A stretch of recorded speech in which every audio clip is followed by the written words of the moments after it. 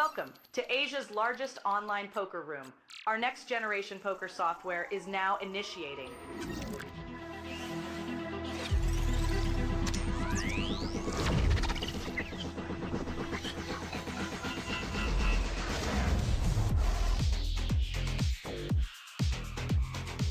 Elevate your online experience with a wide variety of poker variations to choose from. Get fully immersed with fun and social features.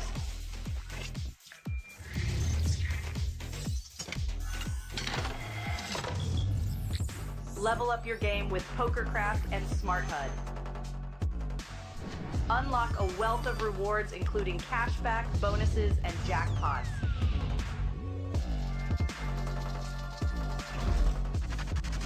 Join world-class poker tournaments featuring some of the world's most renowned brands and the largest guaranteed prize pools in the world.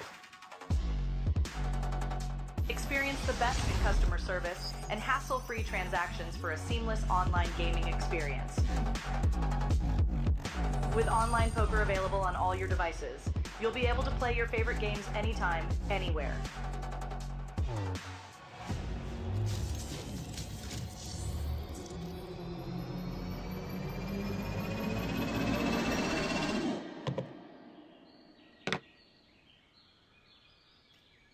Sign up now and elevate your online poker experience today.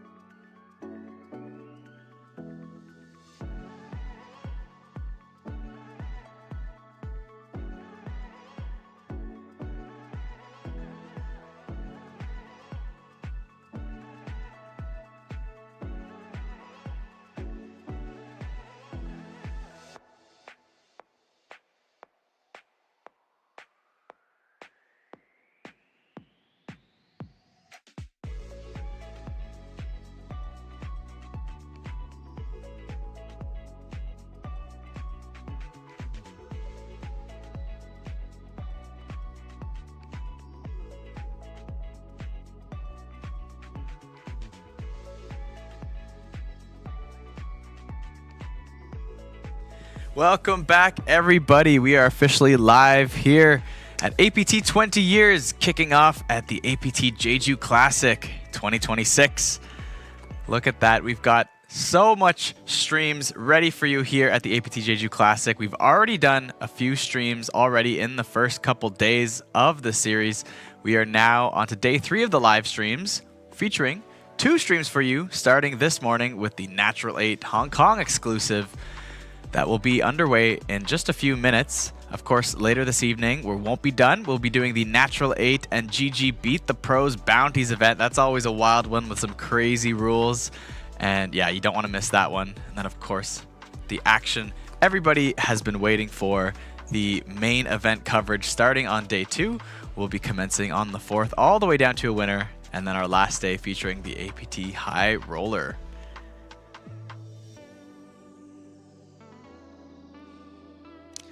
Well, it's good to have all of you back here, and we're excited to do this Natural 8 Hong Kong event. It's one of those Natural 8 exclusive final tables. This time, all the players from Hong Kong. They had a $150 buy-in, and they have all won, a travel package worth $500 to get themselves out here to Jeju. They've already locked up some prize money, playing for about $1,500 for first place. And on top of that, all 8 of these players have locked up a main event ticket.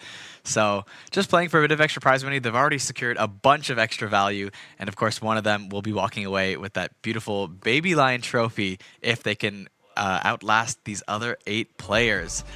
And there you have it.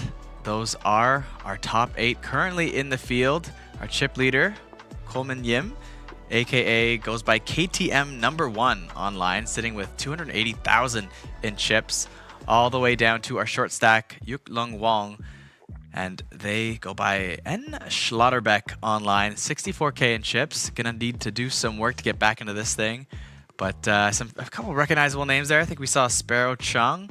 Definitely probably one of the more experienced players at this table. Definitely one of the APT regulars as well. And there you have it. On top of the packages they've already received, they will be competing for a top prize of 1,500 USD. And they've also already secured a min cash of 228 USD. Not bad for a $150 buy-in. Once again, if you're not familiar, my name is PocketKyles, and I'm not alone today. Of course, we've got the special guest, Mr. Hong Kong himself, Mr. Stephen Lai. Stephen, welcome back. You are not alone. Hello, Kyle. How are you doing? Well, excellent now that I'm getting serenaded by the Stephen Lai. Oh my goodness. That's how you know it's going to be a wild stream. You already know Kiwi Special has been waiting for you all day long, so here we go. There you go. Well, thank you for having me back on the stream. Natural 8 Hong Kong is always a fun event to cover. All these names are very familiar to me, especially, I think, Sparrow Cheng and Natural 8 Ambassador with over $3 million in lifetime earnings. So he's not just merely more experienced. He's actually one of the top pros from Asia. Yes, I might have understated his experience, compared to this table, that's for sure. It's a bit like me saying Kyle is quite a good singer. It's not true, is it? Well, it's certainly true. It's just, it leaves room to build up the anticipation to even higher compliments is all it does. I mean, but of course, of course, there are other very good names on the roster today. We have Oscar Chan, who was twice HKPPA Player of the Year, back-to-back, last year and the year previous. Ooh. And then Calvin Poon, who's is a very, very, very, very good player. And they are all trying to win this Baby Lion trophy that is the Natural 8 Hong Kong exclusive. Yes, definitely. And of course, I mentioned already that they have all secured main event tickets, but what I didn't mention is we have a bit of a fun last longer courtesy of our sponsors, Natural 8. In the main event this year, anyone who qualified for a main event ticket through Natural 8 will be automatically entered into an $8,000 last longer competition in the main.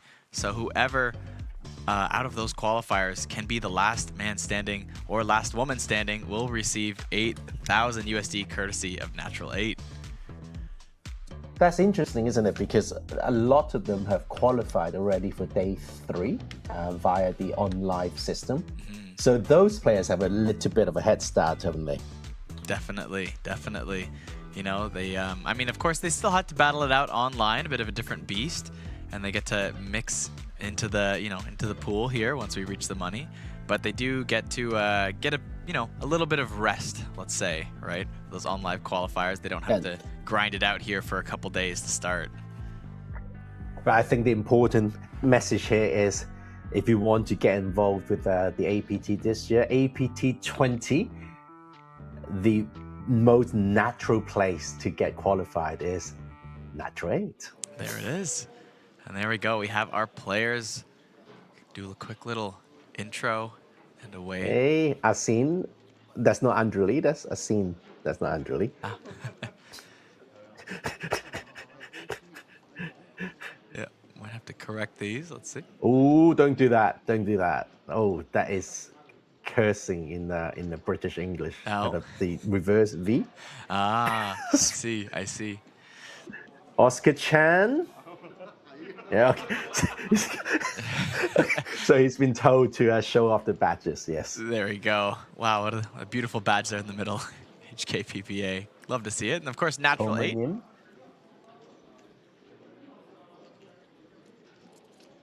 He's not wearing HKPPA. Yeah, noted. Yoglong from Hong Kong.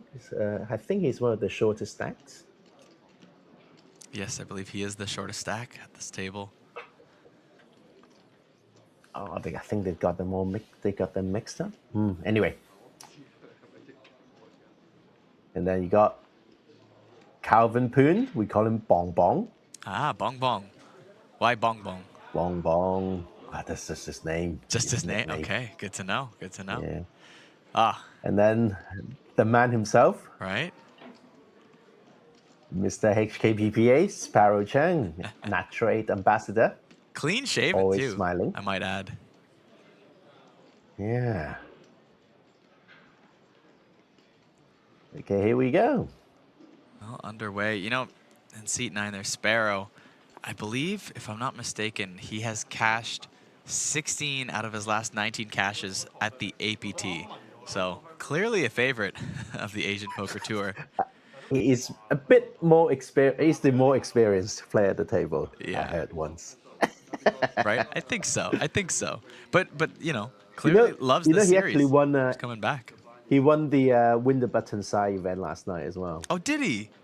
Oh, wow. Amazing. Hasn't even updated yet. I didn't notice that. Glad I didn't enter that one. He just loves playing. Like whenever he's on tour, Yeah. he just wouldn't stop. Right? Wherever he just keep playing. Oh, it's beautiful. I mean, I would do that too, but I'd probably go broke, so. You just have to try to win. That's it, right? Well, you know, Simple as that. I've had an okay series. 1 for 3 so far in winning tournaments.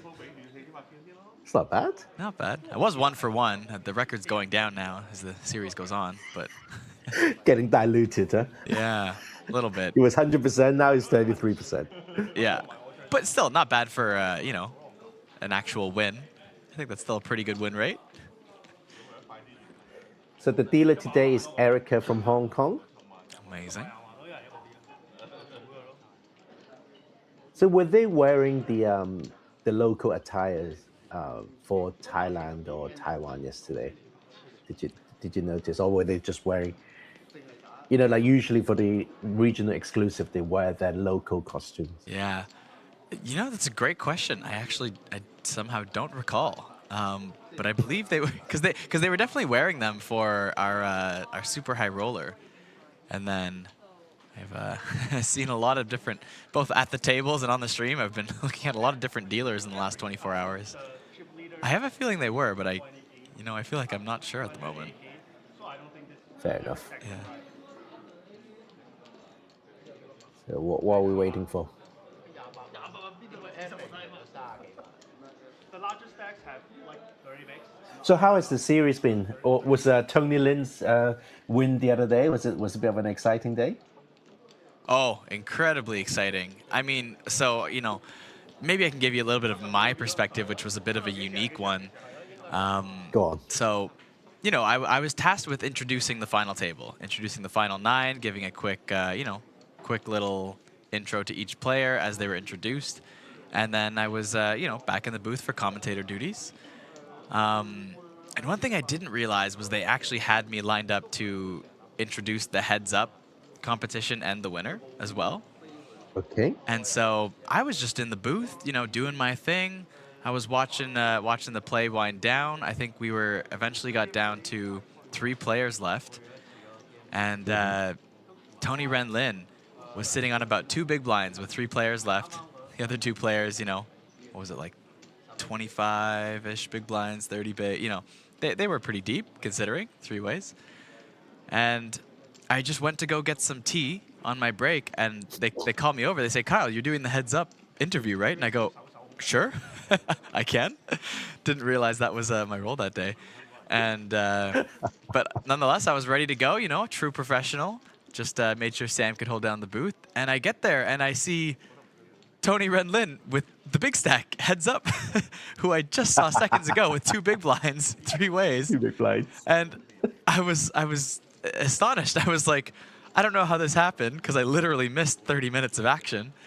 And, I had to introduce it. So I just, live on the mic, on camera, on stream, I just said, Tony, I'm going to level with you. I was in the booth. I don't know what happened in the last 30 minutes. You were on 2 big blinds. Why are you here? What happened? And of course, to see him take it down, he was just, it was a big celebration. The rail was going wild. He was excited. And, it was just a bit of an exciting experience for me, too, seeing an unexpected comeback in instant time, fast forwarding 30 minutes and seeing him lift that trophy was just thrilling from my point of view. How fortunes can turn in one hand, I suppose. Right? I mean, should have taken more than one hand, I think, at that point, but a few at So least. what's this? 20 daily questions. So question 1 today, predict and win. What is the peak number of viewers on main event day 2's YouTube live stream? Yeah, kind of a fun one, right? So if you're not aware, Stephen, for APT 20 years, we have this predict and win promotion. There are questions every single day. There'll be 2 every day since there's 10 days of the series. So 20 total questions, and every question has a prize to win. All you have to do is go to the website, click the predict and win tab, and then there's a little slider as these questions are, number questions. So what is the peak amount of viewers? You slide it to the number you think it's going to be, and the closest guess will win $200 in APT credits. So not bad for just taking a guess. Free to enter, free money, right? That's it. Basically. But if $200 is not enough for you, maybe a guarantee of $2.2 million this April for APT Taipei. Maybe that's enough for you. All you have to do is come down to our next series at Red Space. We were just there for the championship event. Going back, this isn't even the championship event. That's a small buy-in main event with a $2.2 million guarantee. Now, of course, Stephen, maybe that's not enough for you. $2.2 million, you go, I win that in my sleep. Well, guess what? The main event, APT Championship Series in November, $5 million US guarantee. We are running it back. We just did it this year. I was terrified we might not hit that guarantee, and look at that. We smashed it by, over $1 million. And I just imagine it's going to be even bigger this year by quite a bit. I would guess. I'd put my money on that. I was one of the contributors of that 6 million prize. And we appreciate it so much, Stephen. We hope you're enjoying your exclusive $10,000 sweater. That was given away for free at the end. No, I'm kidding. Yeah. All right, here we go. Play has started, and let's have a look. Hand number 1. 2 folds. Yeah, hand number 1. 8 players from 119 entries. Buy-in was 150 USD. Now, yes, the payout at the moment is only a couple hundred USD, but they have already locked up a package worth over $2,000. So travel expenses and a main event entry. At the moment, that's the big prize, but they can really add to that if they can get to the top place in this tournament. All right, here we go. Button opens. Small blind 3 bets with King 8 off. Okay, here we go. It's a fun day then. Oh, yeah. I mean, I always hope that these Natural 8 events are the fun ones, and I'm usually not disappointed. I think actually the last couple series it's been you and Sam doing these Natural 8 Hong Kong ones. I think I've missed them for a couple stops recently. So I'm excited to be back on it with you. Totally unbiased opinion, but I think of all the regional exclusives, Natural 8 Hong Kong has the highest standard. Totally unbiased. You might be right on that, but it just sounds like you're making it up, being the Hong Kong ambassador here at APT. Oh man, but you get someone like Sparrow Chung, so it's hard to I guess argue with you on Well, that. every Natural 8 Hong Kong table has like someone pretty famous playing. I've been on it. Alan Lau's been on it. Like just some, people we care in Hong Kong. Just shout yourself out there in that example of great players from Hong Kong. Why not? Of course, Yeah. of course. You got to do it. You got to do it. I've got a mic. Yeah, I've got the too much power for Stephen. It's going off the rails, and I feel like this is what some people in chat have been waiting for, a Stephen Lai stream. We know it's always, especially, I feel like, I don't know, I don't get to see you with the other commentators too much, but I don't know if it's a you and I dynamic, but things tend to go a little bit more off the rails when you and I get together sometimes. Or is that just always when you're in the booth, everyone you work with? No, it's usually you and me. Me and Sam, we just like chill and like say, oh yeah, what are you having for dinner? Ah, look at this. We're missing a 3-bet incoming here with pocket tens. Oh, do I say corrected? Oh, no, there it is. It is a 3-bet. Had my chips backwards. I thought it was a call. But we didn't miss it. I think it's Caught it just in time. it's very standard. Pocket tens from big blind. A little bit of a 3-bet there. Yeah. Let's have a look. Yeah, less than Sin 1.5 has got SPR. Yeah, it's very short stack now, Sin. There's a set there. Coleman loves to see it, but gonna be tough to get value from Sin's 6s. I think from Sin's perspective, Coleman has more of high cards there. Like a bunch of ace, X. Yeah. That hasn't hit that flop. Yes, small bet's gonna come out, but with the SPR so short, if you get raised here, even if you just get called, like, kind of don't love life anymore.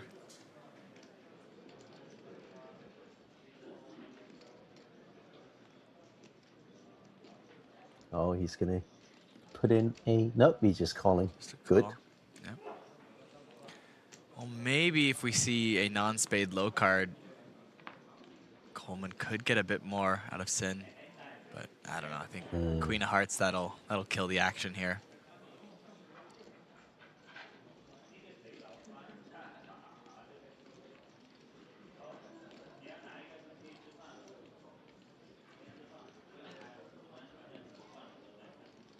Probably. Oh no, he's gonna lead out.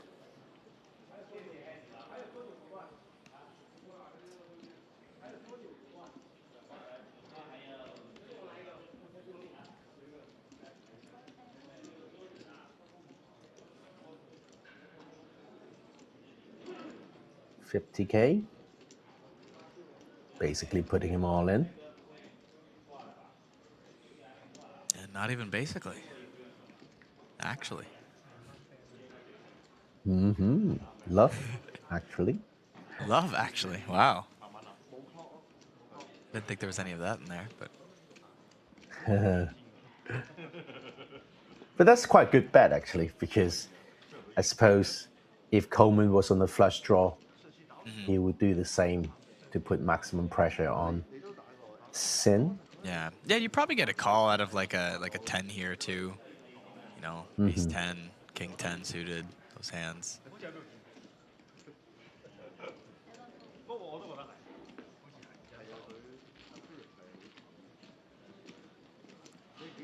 Oscar Chan, in the middle of the frame, is HKPPA Player of the Year twice, back to back. Twice? And he played the at the APT Championship. He played the HKPPA Player of the Year final table. Ugh. Did you cover that? Yeah, you must have done that. Yeah. Oh, did you do that? Or was it Sam? The final table for the HKPPA? I don't think I did that one. No, Maybe I jumped in. Oh, for anyway. Yeah. I think you jumped in for a few of bit. them. I've missed a few of them lately. Maybe I caught it at the end. It's possible I did that. I think I covered the whole thing with all three of you. That's possible. That's possible. I was the oh no, I was going to say something rude, but I'm going to stop. So I'm gonna just take it back. We're only like 10 minutes into the stream. Use your imagination, guys. Give it 30. Give it 30 minutes. Give it 30 minutes.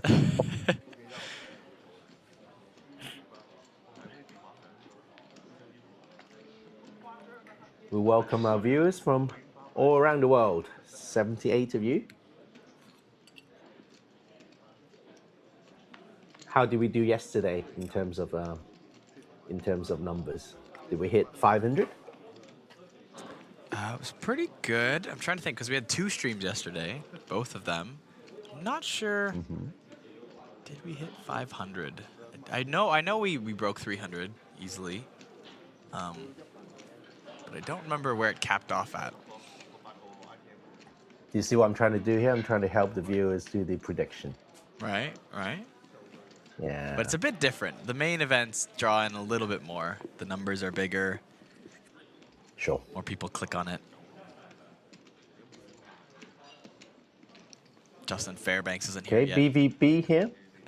BVB, we have Queen High versus 10 High. I think Coleman is going to put in a bet. Yeah, Wong's very Gets a short too. fold. Yeah.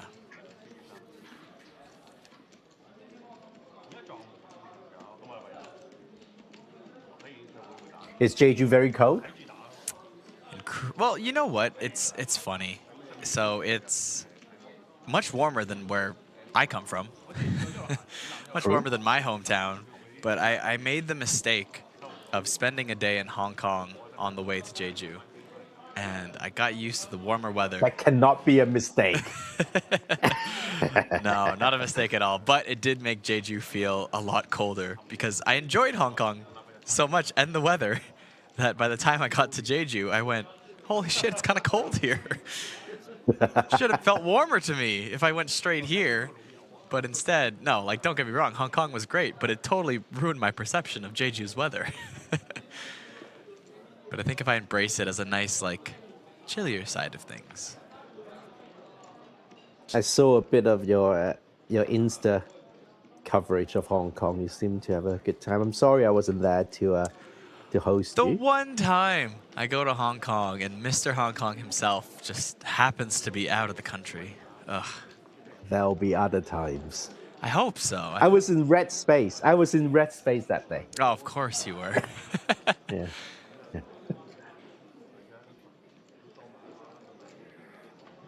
No, it was a... Coleman Im seems to be bossing the table, by the way. He's just opening, Yeah. betting every hand. He's getting played back. Yeah. Wong is jamming with ace queen off. Small jam, 44k. Just might just call this off. might have to call it off. Yeah, might have to call it off.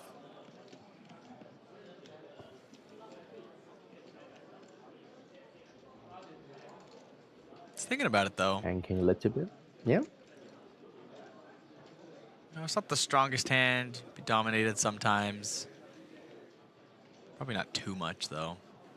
The 9 would be the 9 would be live. He's thinking. Yeah. It does let it go despite the good price. I think both plays were fine there.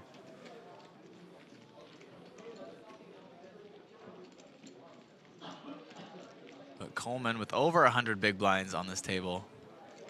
Not slowing down, that's for sure. But no, Hong Kong, very, very nice. Was so excited to get there. And, you know, I had no plans.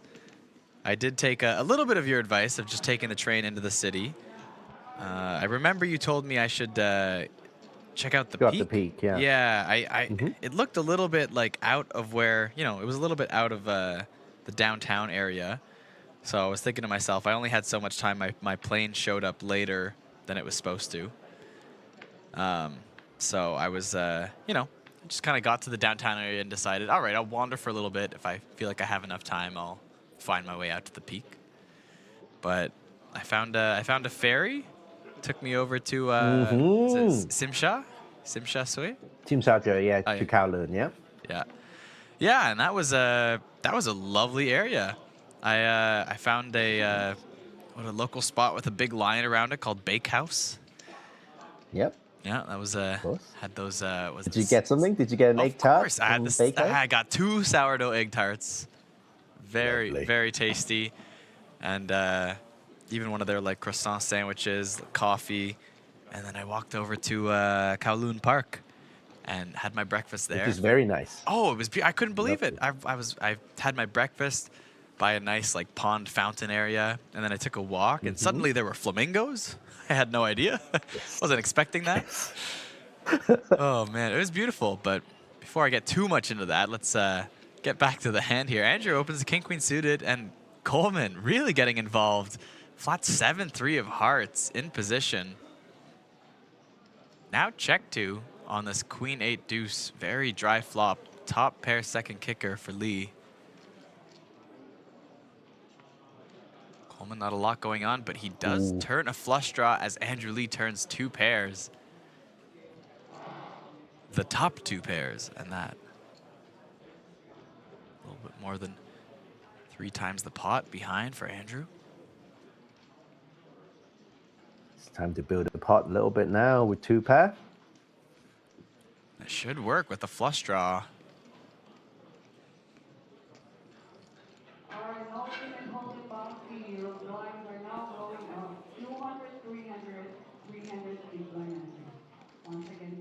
He knows it's behind though, right? Coleman. I think he thinks he's ahead with a 7 high, actually. Oh. It's good showdown value, yeah? Check, check. Yeah. 7 high, I think, you can you beat anything? I don't think you, is this the nut low almost? You beat 6 high? 6-3 off? I was trying to think if you could beat anything on this board with 7-3 here, but I think 6-3, 6-5, that's it. Beat 2 combos. Well, 2 types of hands. He can only all in to win now. Yeah, and 14K behind is already facing practically a jam. Although we've seen crazier all-ins that have worked as bluffs. Let's not forget the APT Championship main event final table.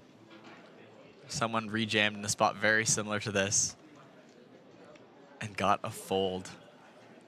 I know, I remember that. That was crazy. Bluff of the year for last year, in my opinion.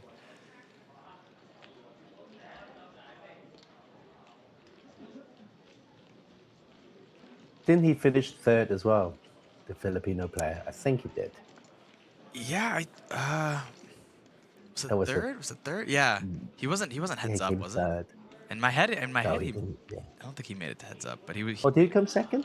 In my head, I thought potentially. Of course, your mind always just goes to the winner, but let me double check my facts here.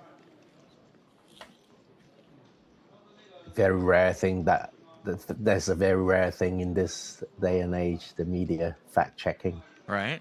People just report anything these days. I mean, sometimes the 2 of us on stream, we make up stuff occasionally. It's fine.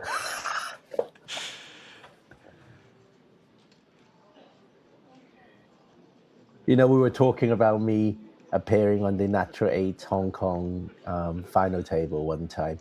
That was the first time you joined the APT commentary team in Manila. Yes.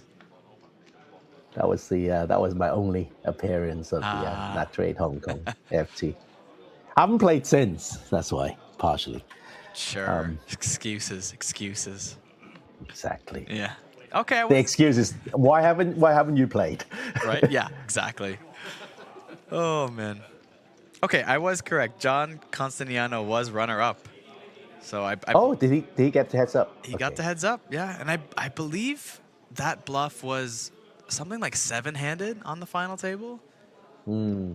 And he was like a middling stack. He was not even like short stack. He was at least I covering know. 2 or 3 stacks. And A lot of like risk premium there. A lot of yeah, ICM pressure there, and he just went for it. it's astonishing, astonishing. Bong Bong, Calvin Poon flopped a gut shot versus a king high of Sparrow. So the equities are running pretty close. He checks. Sparrow looks at this board, BVB, checks back. Turns to 7, gives Bong Bong a pair. Well, he's shaved and everything. He's really, he cares about this final table. Yeah. Is he normally again. a bit of a scruffier looking guy?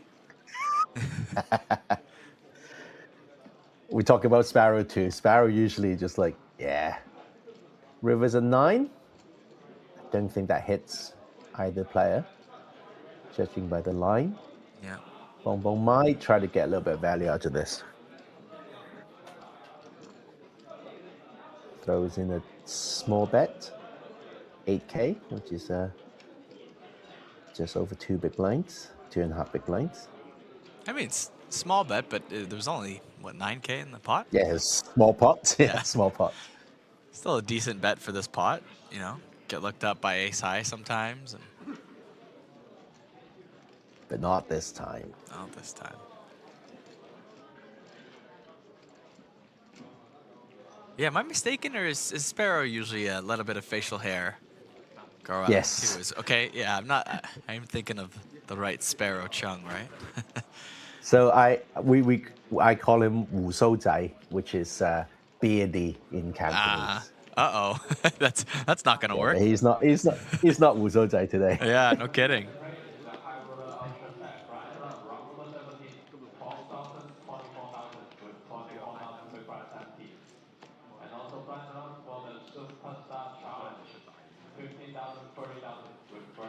And don't forget, this evening we have the Natural 8 crossing over with GG Poker. That's the Beat the Pros event. Our APT favorite, Fan Chi Wei, will be appearing on that. As well as, yes, Andy Stack, a high-stake cash game player who's trying to get into MTT. Oh, I didn't know Andy Stacks was Also here for going to this look at one. appearing. That's exciting. Yeah, Andy Stack is playing. Yeah. He actually ran deep in the APT Championship. Yes, I think he came 23rd or something. Yeah, we were excited to build a bit of a story on him as, you know, one of the more notable or recognizable faces. It's easier to market them as they get further in a tournament, but unfortunately was eliminated. Had to take a different route with the marketing side of things. He's a good guy too. I had dinner with him that night after he busted. Oh, no way. Yeah. Okay, Chan Man Kwong flopping top pair, basically flopping Oscar dead. Yeah, Oscar with a bit of a loose call behind here with pocket 2s and +1.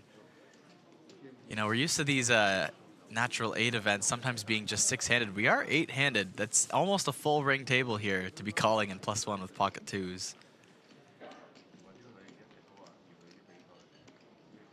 Got duly punished. Duly punished. I love it.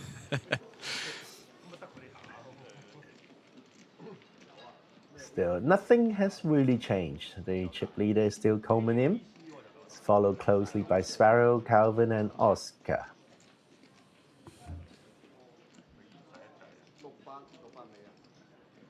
And how does it feel to be doing a bit of the hosting duty for the APT, Kyle? Is that fun? Has it been fun? Oh, in the words of Shania Twain, man, I feel like a woman. No.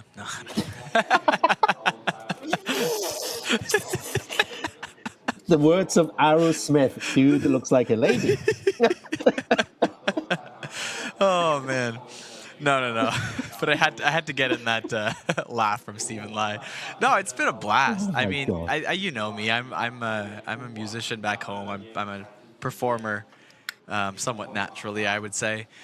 So, you know, specifically some of the hosting duties, a little bit of a learning curve, some things I wasn't used to and could probably have done better. But I think it was still a very enjoyable experience, and I think I held my own. You know, big shoes to fill over there and that side of things, but tried my I best. didn't know Greg was a size 12. Sorry. No, I just have ridiculously small feet myself, so. It's Like Sideshow Bob on The Simpsons. Yeah? I thought he had big feet. He had this Sideshow Mel had big feet. Oh, And Sideshow really? Bob had small feet. Oh my God! Look Yes. at these hands, blind versus blind. Andrew Lee with Ace Jack versus Chan Man Kwong's PocketKyles. Only 20 We're bigs behind talking for Andrew 20 Lee. bigs. Yeah. Yeah. I mean, 22 with the raise already in there, or 23, sorry, but.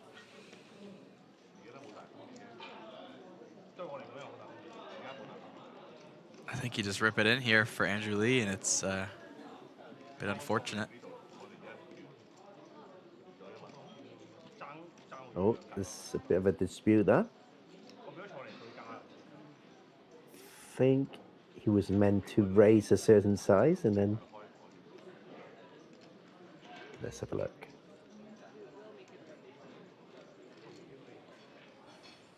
Okay, that money goes in. Yeah, I guess he was forced to just min 3-bet there. Probably the sizing was off, yeah. I think he picked up the wrong chip.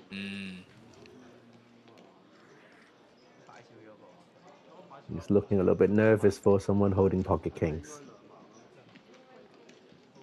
I find that nerves tend to come out a bit more, especially in earlier streets when you have a premium. Do you find that? I find that like the nerves for bluffing tend to be more like river bluffs. And then nerves earlier on tend to be more like excited nerves, trying not to show your excitement. Oh, money goes in. There it is. Ace Jack versus pocket kings, classic flip. 190K in the middle. Yeah, not quite a flip per se, but still 1 in 3 times Andrew Lee will be able to crack the kings. Let's see if this is one of those 3 times.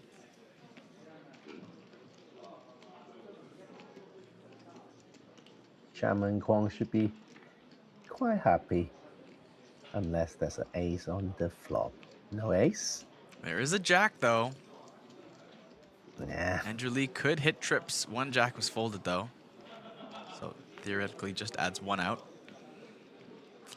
Clubs are going to be in Kwong's favor. The king of clubs. So 1 ace removed. And then make it a set of kings. Why not?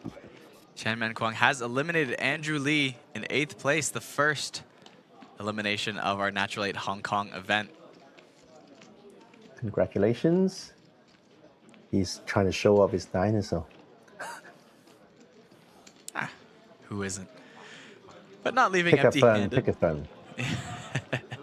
Not empty-handed, though. Of course, he has already received his $500 in travel credits, his main event entry, and $228 additional in prize money. Congratulations. He also stands to gain an extra $8,000 in bonus money if he wins the last longer in the main event as well. So lots of added value just for making this feature table, courtesy of Natural 8. So there's an old tale of a boy dropping his phone into the lake, and then a fairy jumped out and said, "Is this your phone? Is it an iPhone 18 Max Pro or something?" And he said, No, it's not mine. Okay.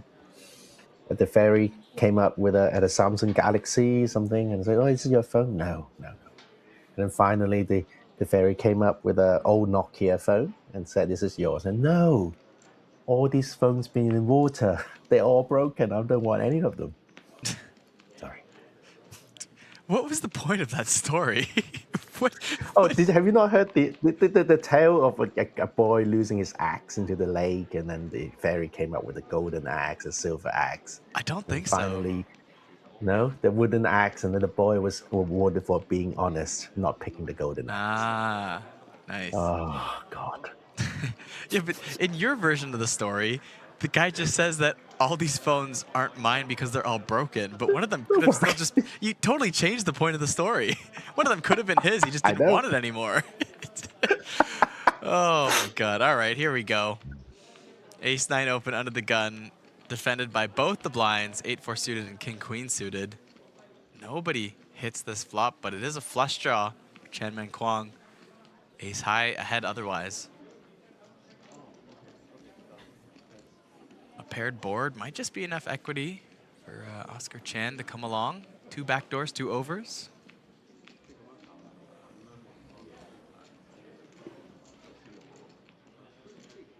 Is he going to make a play? Big blind special.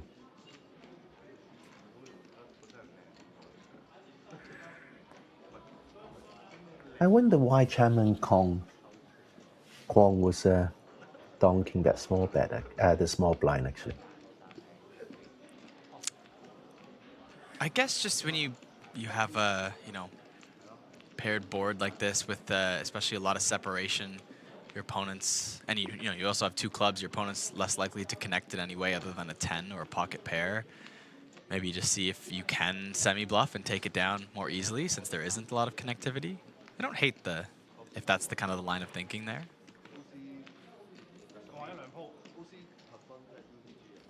There's a queen. Might be a little Oscar must be beating himself up. Might be a little too thin Queen. versus an under the gun open, but I don't hate the thought process there. But he's going to continue Chan's got the no story. choice, but yes, he's got no choice now. Yeah. Well, yeah, because you're not really saying, you have a 2 here. Could be sometimes, but value part of the story here is a 10. But they're just a bit too deep, I think. I don't know. Anyway, it is what it is. He's bet another 4 big blinds into the pot.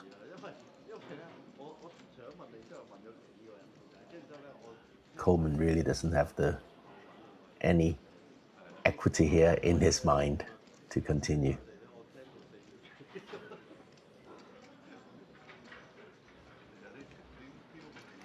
Eric Chow. Hello, Eric.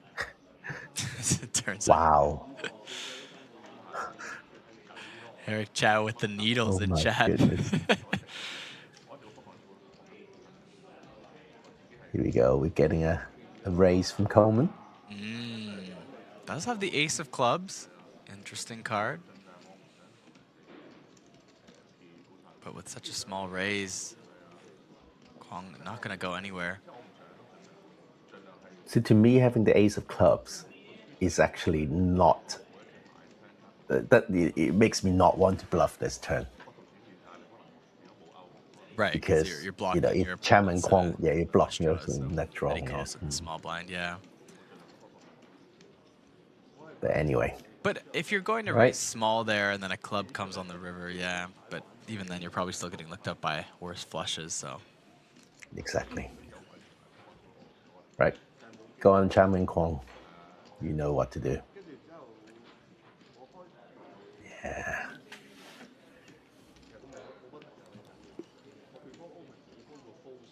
At 105 Okay. or 55. If Coleman calls, I'm going to ask my viewers to turn down the speakers. Nope.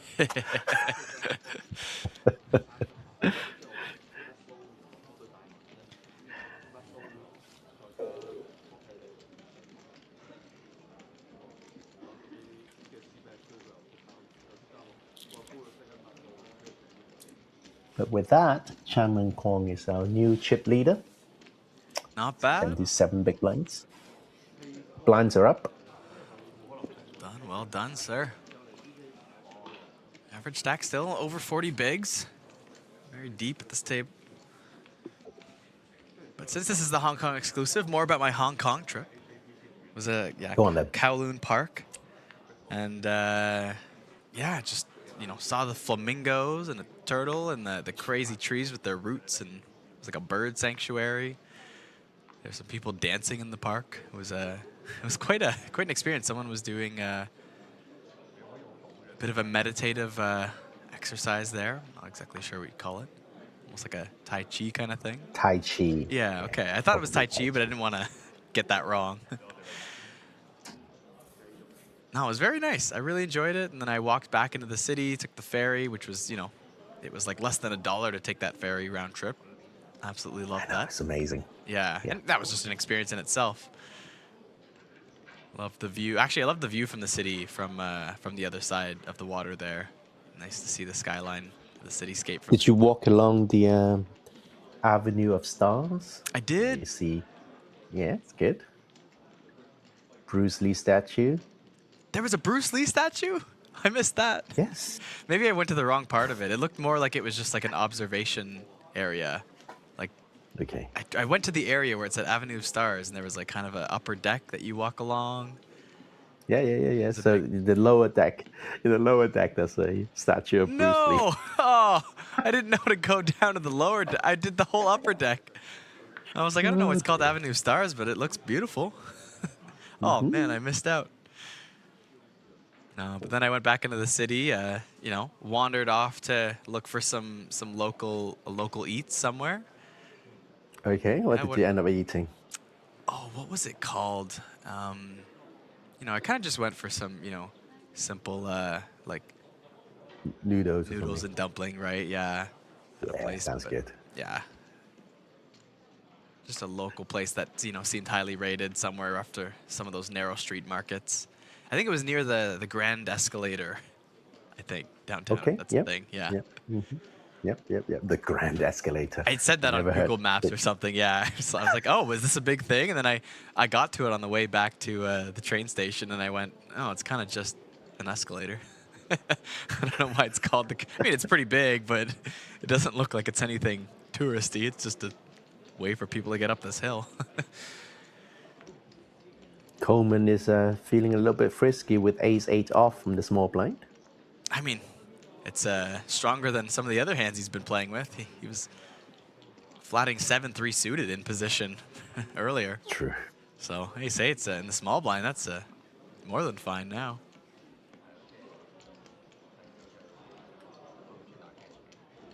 Sparrow's going to continue.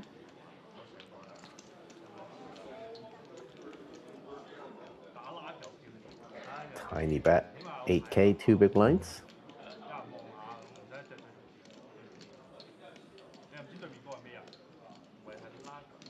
Gets looked up with the backdoor flush draw of common.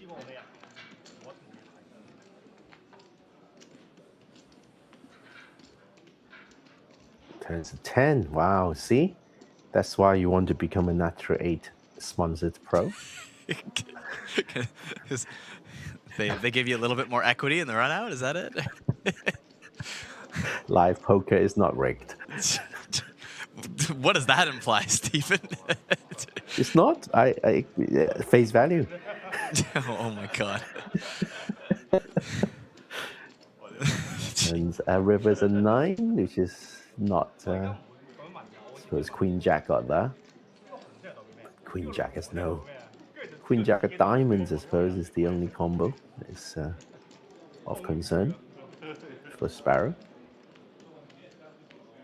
Like the other players at the table are getting a little bit chatty now.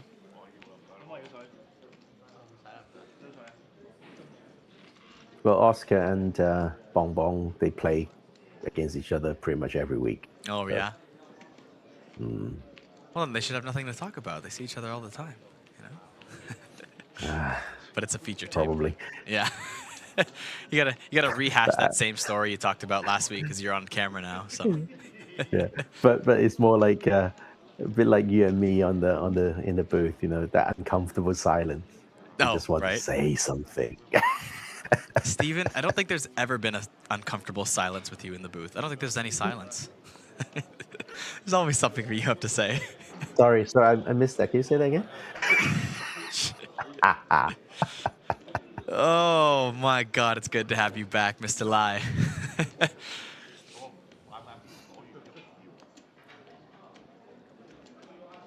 It seems like to me, Chan Man Kong is really here to play. really trying to just put in the aggression. That flush draw hand was a nice example of the aggression. Coleman, of course, is playing every hand almost. Yeah. It's not exactly been a rewarding choice so far.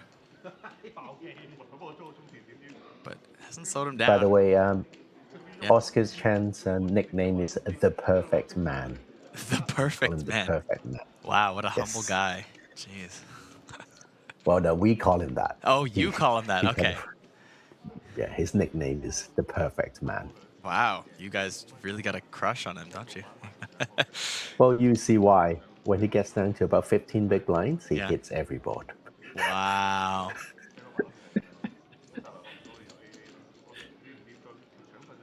Respect, respect. Yeah, I try to learn that too. How do I hit every board when I'm under 15 big blinds? Regular prayer to the poker gods usually works. Which one though? Which poker god? You know, we're talking Oh, Zeus. We're I mean, talking. Zeus is one of the poker gods? I thought they were kind of just like an course. I thought they were just like an unnamed collective. You don't really know who they are, but you vaguely pray to all the poker gods. And they get the message. They get the memo. They're kind of like silent partners in the business, you know? They don't want to know. Because the minute you know that, you know, Stephen Lai is one of the poker gods, then you get too much attention. People come up to you asking for their one time like every second of the day, and you're just getting pissed off. You want to stay quiet if you're a poker god, I think. This conversation is going nowhere. I came up with a whole lore that made sense. It was fully thought through. The live stream team's looking at me now like I'm going crazy here. They're turning their heads back, going, "What is happening?" See, this is what happens when Stephen Lai and I are in the booth. Even the producer, Adrian, just turned around. They're all taking their headphones off and distracting them from their jobs now.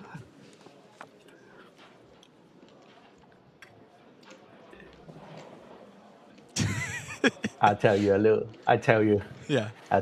tale after this hand. Well, we know Coleman Yim's going to open, so yeah, we got to wait to see what he does here. Queen 9. Exactly. Good enough.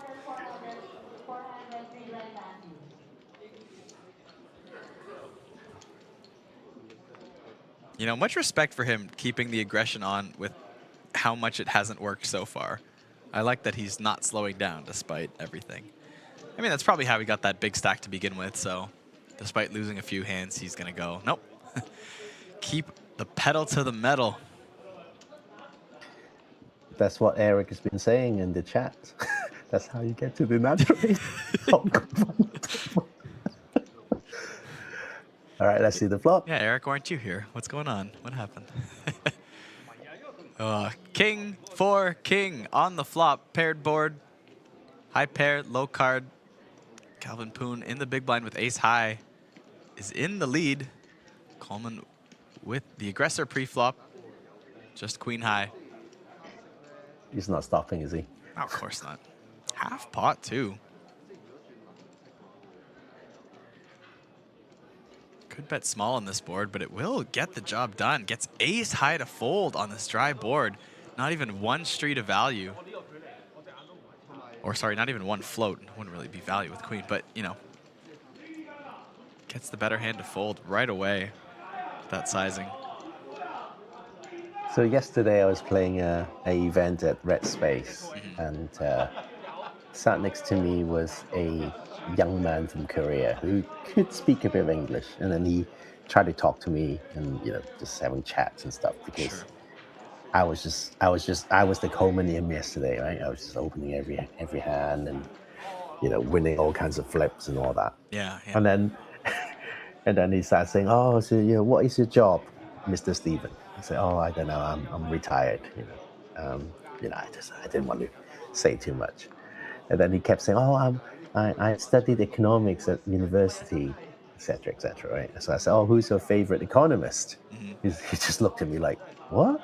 He's like, no one has a favorite economist.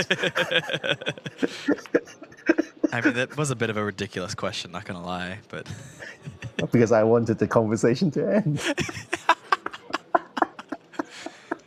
conversational wizard Stephen Lai. Most manipulative man I know. There we go. Oh, Okay. What do you mean? That's a compliment in poker players.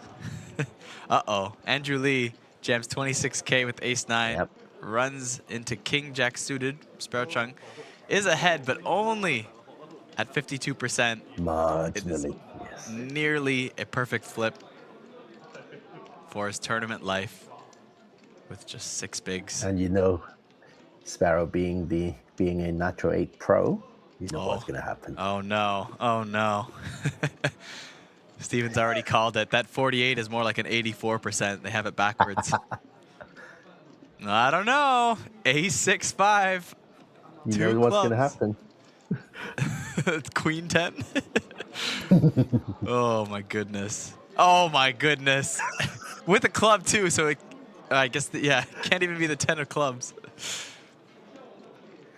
Is it a red 10 on the river? Oh, wow. You really drew up the You know what's drama gonna on that happen? one. He would lose this hand because he was behind. Ah. That's what you meant. Conversational Anyway, wizard Stephen Lai. So we carried on, and he said, "Oh, my favorite player is Negreanu." He said, Okay. "Oh, okay." And I looked him right in the eyes and said, "I don't like him very much." He said, "Oh, why?" And then I looked him right in the eyes and said, "Because he talks too much at the table." Oh. And he just went, "Oh." Oh. I just got really scared. I got really scared. Yeah. That's. And he just shut up for the rest of the day. I feel like that's when you double down. As soon as you get that. But if you didn't see the trap coming, then yeah, that'll catch you off guard for sure. But he was just a young kid. And Yeah. he was trying to be friendly, of course. Of course, you had to put him in his place, teach him a lesson early on. But I wasn't trying to be friendly. So. Clearly. Oh man.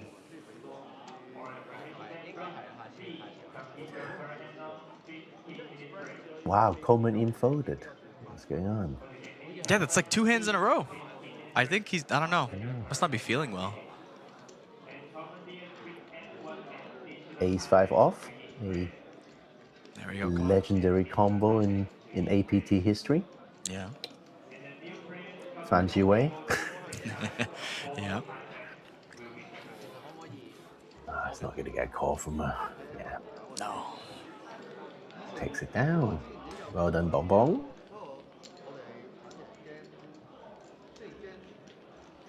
Do you have a mascot when you play poker? Do you have like a little thing at the table that sits with you, Kyle? A mascot. That's fun. I mean, usually I have a card protector, but lately I haven't actually. Most of the time I have this little bottle of Croatian holy water that I use as a card protector. And You're just making this up now. no, I promise you. I have a little bottle of Croatian holy water that fits in a little knitted pouch of the Croatian flag. Because I'm half Croatian. And yeah. Yes. And so I have some great aunts on that side of my family who are nuns. And so they have this holy water, and I didn't have it, but one of my like second cousins or something like that was gifted one, and they lived in Montreal, Canada. And I was staying at their place while playing a poker series in Montreal, Canada. And I went and I played my first day of the series, and I just was running so bad. Did 2 bullets in an event that I was only going to fire 1. Just felt like I was getting so unlucky. And the very next day, I was like, my cousin offered me this little bottle of holy water for good luck. And I said, you know what? I don't have a card protector. I'll use it as that. Why not? Not very religious, but sure enough, I'll bring it in. And then that was my first poker trophy the very next day. Came first place, won a playground ring.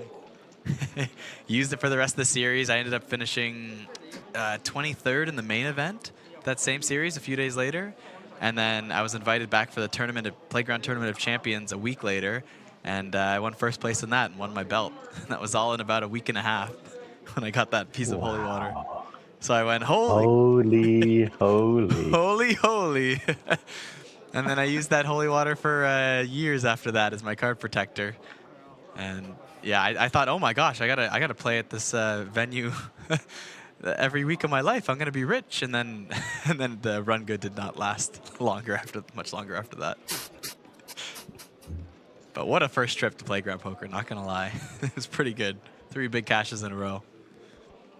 Or in a week, I should say. The very in a week, yes. Yeah, I played a few other tournaments too, but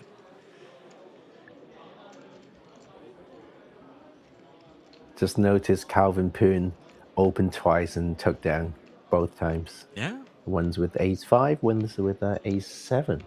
Yeah, both respectable hands. Late position. Gets the job done. This time Sparrow with an ace.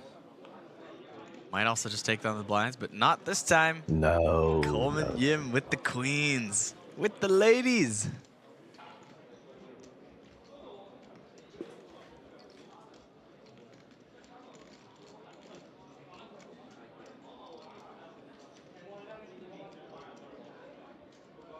Coleman clearly being rewarded for folding 2 hands. Showing tremendous patience. Restraint.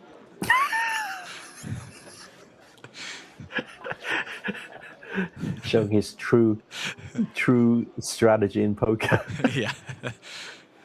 Poker gods reward him with queens versus an ace-10 late position open.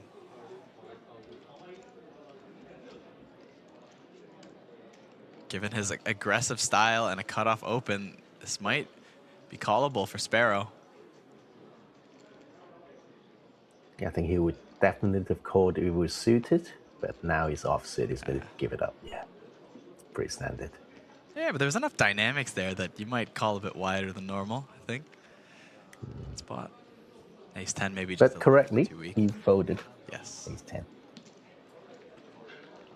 By the way, something very funny on the Twitch, Natrate Hong Kong Twitch channel. Yes. So they have this lucky draw thing when you have to type exclamation mark beat the pros, and then you enter a lucky draw. Someone mistyped and typed exclamation eat the pros.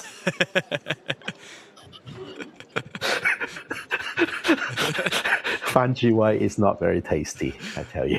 You know, it's Not funny. that I would know. We were describing the Thailand exclusive yesterday as a as a revolution. Oh. Eat the pros following that. Very interesting. Well, it was only a revolution because we had, you know, partway through our final 6, 2 players had 75% of the chips in play, and the remaining 4 were incredibly short. And then there was 1 elimination, and then the 3 short stacks started to all come back at the same time, chipping away at these monster stacks, and it was really looking like a revolution. And the shortest stack of the day to start, and one of those tiny stacks that did not have, that was sharing their quarter of the 25% of chips remaining, ended up taking it down. She took down the whole tournament. Yeah. So it was, you know, Vidur had me singing the Beatles' Revolution throughout that that comeback. But speaking of here, look at this. Calvin with the early position, ace-queen suited open, facing a 3-bet from Kwong with ace-10. Gutsy 3-bet versus +1. An ace-queen suited. Oh, that's the same man who don't bet is 8-3 suited on a paired board, huh? Yeah, very notable. Very notable. Of course, they would not have seen that yet, but Memory of an elephant. makes the call. We go to the flop. End of the paired board. There we go. Here we go. Quick check. Both players with ace high. Backdoor diamonds for Calvin. Here comes one of them.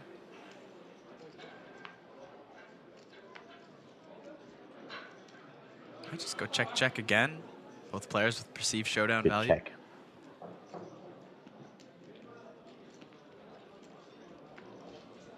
And a double paired board now chops this up unless someone can bet the other one off this pot.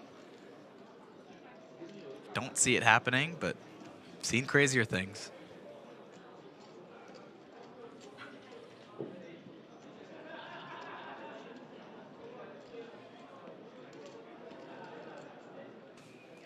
I think it'll be a check call from Calvin. Because when Calvin checks... Oh no, he's going to bet. What is he repping? Pair of 8s? Pair of 9s? That's about it.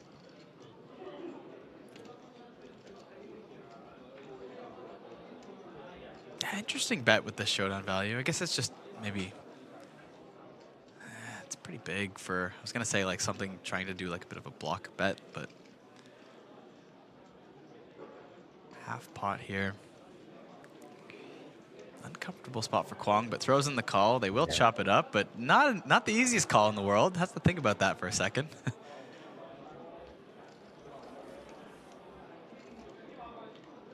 Bong Bong is like, you 3-bet me with ace-10 off? You know who I am. Right? Right? All is revealed. All is revealed. Do you know who I am?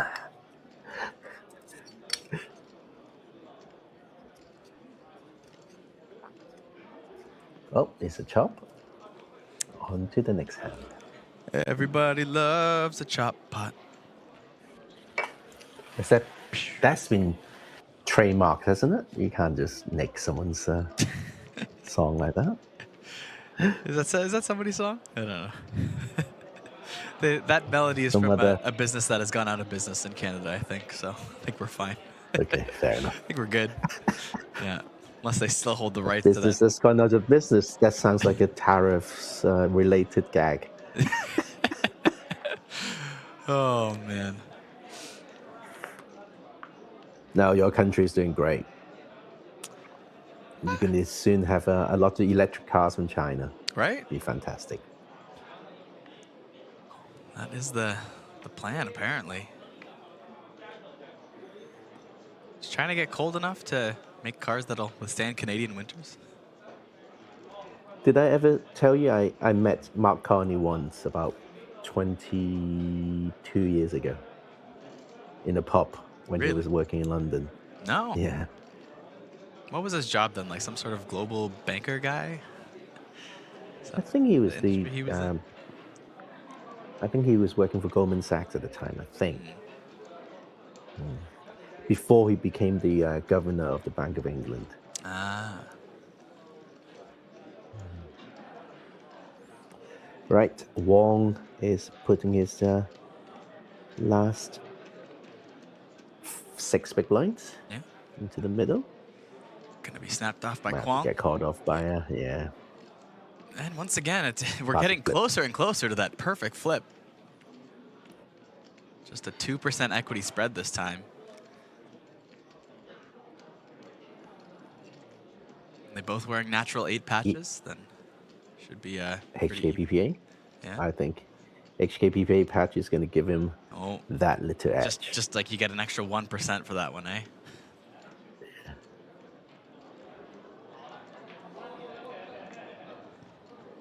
A lovely G-Shock. Good stuff.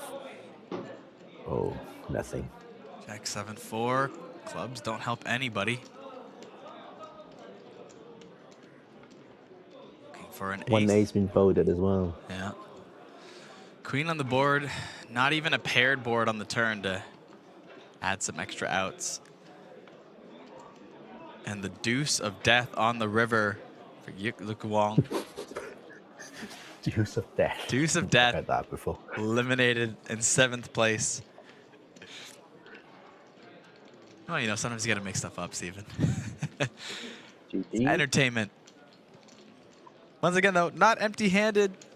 7th place. That's gonna be good enough for a cash prize of 318 USD, on top of $500 in travel credits and a $1,500 main event ticket, with access to that $8,000 Last Longer, sponsored by Natural 8.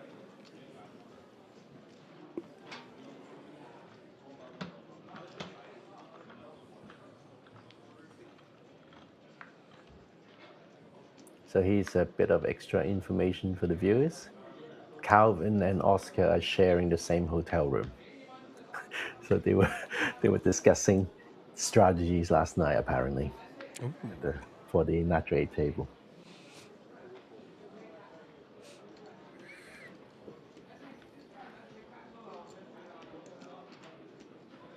But of course, the perfect man knows he will hit every board when he's under 15 big blinds, so he doesn't need a strategy. Strategy is Wow, over. Coleman 8-5 suited. Yeah, strategy is overrated. Yeah. 8-5 suited. This man does not slow down. You really got to give him 2 offsuit low cards to consider folding. Otherwise, he's getting involved.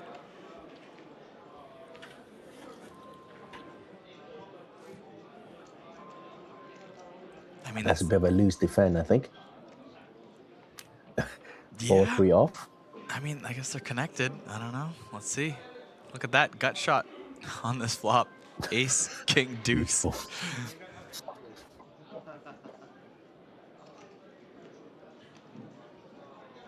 Nothing but backdoors for Coleman, but 8 high is currently ahead. He's going to c-bet bluff this board. He doesn't know he's valuing, does he? Nope, not a clue. How in tune is Bong Bong to Coleman's really wide range at the moment? Because Coleman hasn't showed that much. We've seen it all. Depending on their relationships. He's going to check raise. He's going to check raise. He's going to check raise. Love to see it. Sexy boy. Sexy boy. Sexy boy. Bong bong. Dun, dun, dun, dun, dun, dun, dun, dun. Sexy boy. Dun, dun, dun. Do you know that song? No, but this is, since this will be our last series ever, Stephen, I'm glad this is you know, we're going out with a bang. We're not getting hired back after this. It's over. might as well enjoy it. Sexy boy. I've never heard that song before. It sounds like you made it up, and it sounds like it's not very good. Oh, it's amazing. Is it amazing? Send it to you in the right. It's very good, very groovy. All right, all right. I mean, that is a sexy check raise. There's no other way to describe it. Absolutely beautiful. 4-3 off. Literally every hand is better than yours. So, including 8-5. If you can get 8-5 to fold. No. He's going to play back. He's going to play back. No way. He's going to be. I want to be sexier than you. Sexy boy. Wow. Sexy boy. Coleman Yim. With the 3-bet on this flop for value with 8 high. Astonishing. Astonishing. Oh, I can't wait till they watch that one back. That's exciting.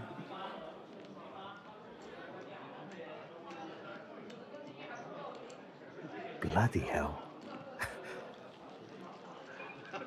What is happening? Kiwi Special, please go ahead. Tell us some news. How are you feeling? Are you recovering well?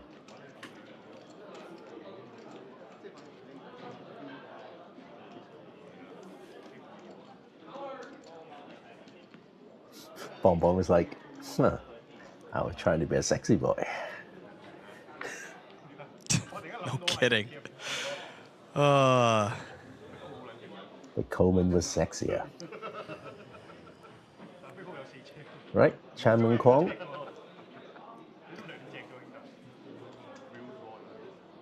Ace Queen off. Legitimate. I mean, ace queen off versus those two. You might as well just be like 8-bet getting that in at this point. Oh, go on, Coleman. Does he ever slow He's down? 4 off. Yep, just now. Apparently. I mean, to be fair, he's very wide with his opens. His 3-bets are a little bit more selective, I think. But as Stephen Lai has said it in the past, the cards will play themselves. Ace queen versus 10s. It's getting in pre. Nothing you can do about that. Slight edge to Andrew Lee with the 10s. Let's see. Well, one ace been folded. So.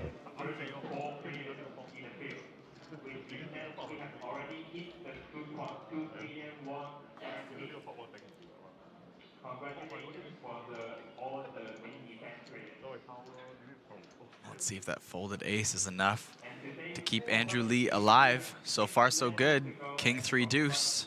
2 hearts out there. The hearts will go to Kwong with the ace of hearts. Jack of hearts would be sexy. All right. 6 of spades, the brickiest brick you could ask for. Just needs to fade an ace or a queen for the double up.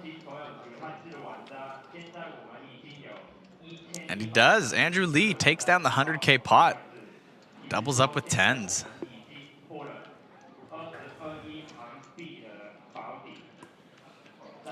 Wow, Kiwi special. That is amazing news. One of our regulars here in the chat.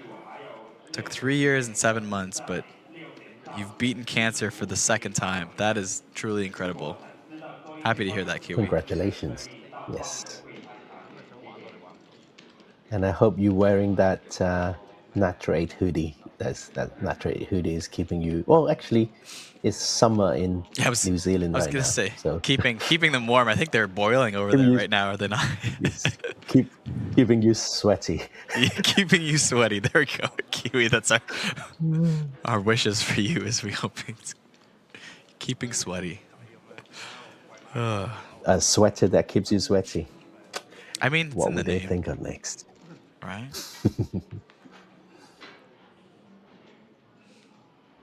I mean, that hand. That hand with the 8-3. Nice. Beautiful. Oof. Absolutely beautiful. Ooh, Oscar Chan. Ace queen for him now. And here we go. Come on. Come on, Yim. Queen 9. I think he would have opened it if Oscar Chan didn't wake up. For sure. Queen 9 was being opened.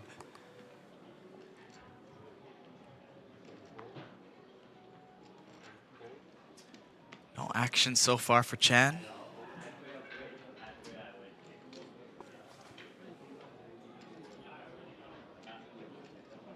No defend. No. That would do. Yeah. Takes it down. OC, the perfect man. Man of perfection. But Sparrow's been pretty card dead.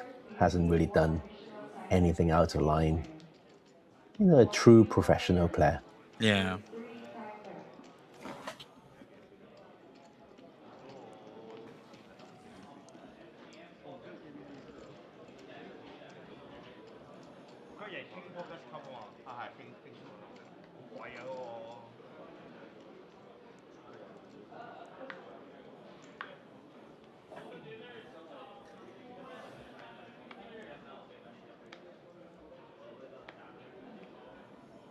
Go on then.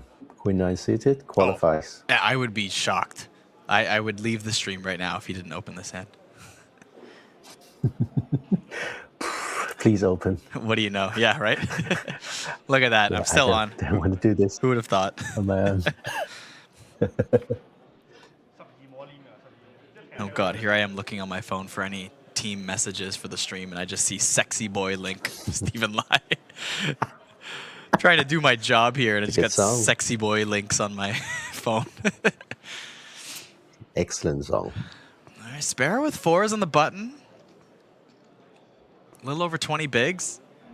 Decides to come along in position. Knows that Coleman opens wide even under the gun. I mean, we are only 6-handed now too, of course. It's closer to a middle position open, in my opinion.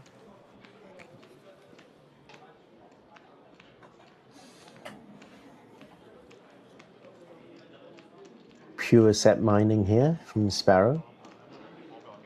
Let's see the flop.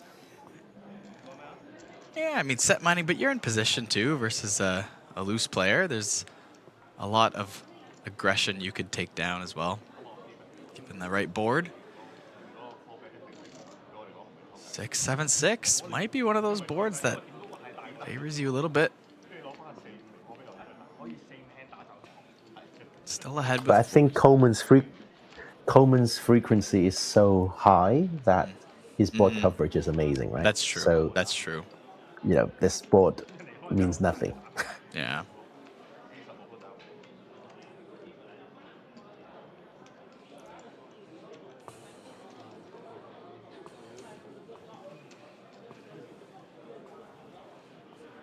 Kiwi asking for a 4. Clearly cheering for Sparrow.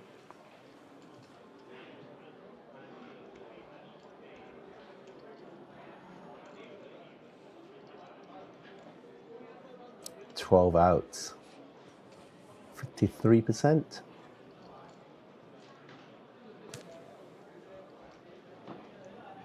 Yeah, technically ahead in equity, despite having not made a hand yet.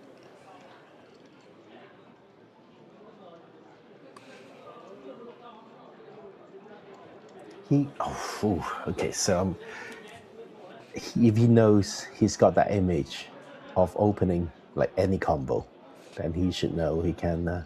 Oh, He's jams. gonna go all in. Jams. He does it. Power poker from Nice. Coleman Yim.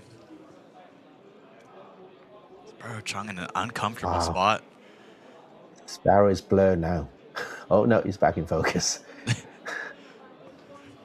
Yeah, he was for a second very out of focus in his mind. He's thinking through this hand. So is Sparrow some sort of So- a nickname, or is that just, you know, because obviously he has like a Chinese name too, right? But He's a Chinese name. He's also got an anglicized English name. He's okay. So this So is the Sparrow's- exclusive. Sparrow's not the English name, only it's the on- nickname? Yeah. Okay. yeah. Only on Asian Poker Tour YouTube.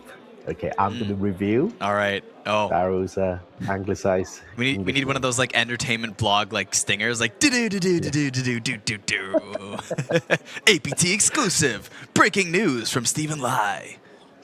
So when he was working as like just an average normal person, he was known to his colleagues, or when he was at school as well, he was known to his colleagues and friends as Daniel Jung. Okay. All right. Sparrow. All right. And then he was really into the Pirates of the Caribbean. No. He No. loved Captain No. Sparrow. Yes.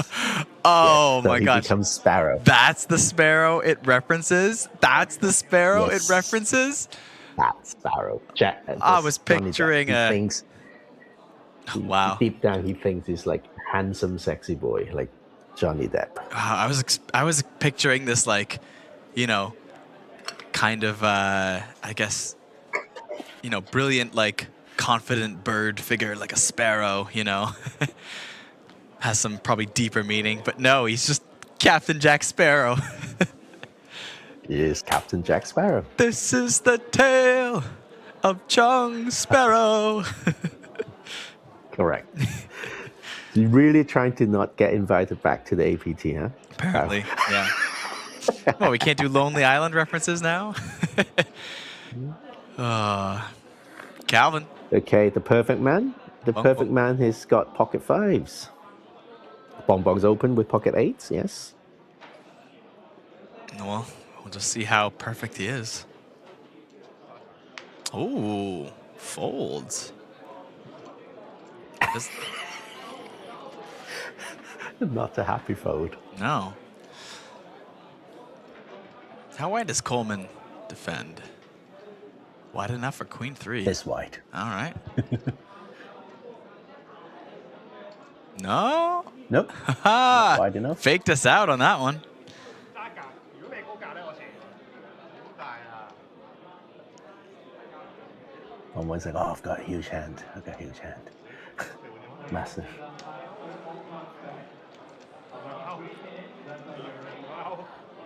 We got 3 stacks around that 15 big blind or below mark at the moment. Remember what I said about OC, the perfect man? Once he gets to 15 big blinds, he hits every board. That's why he was considering pocket fives. But then he counted his chips and was like, no, 16 big blinds. I'm Yeah. not going to hit that board. Right, right. Professional fold, as Ren Lin would say. Professional fold.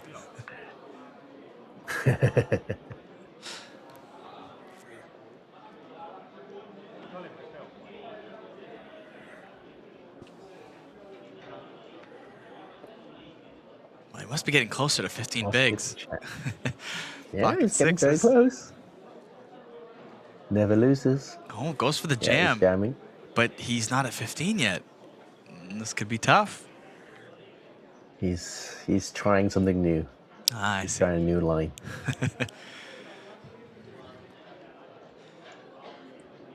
And just less than 11 bigs for Andrew Lee to call this off with Jack 9 suited.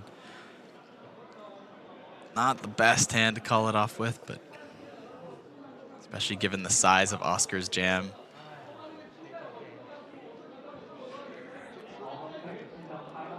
Winces at it, but makes the fold. Oscar Chan doesn't even have to run up the board. Just gets pure fold equity, takes down the pot.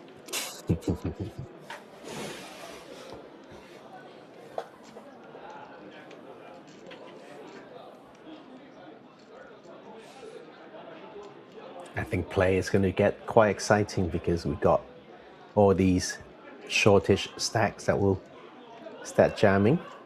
Sparrow and Andrew, especially. Let's see some exciting all-ins.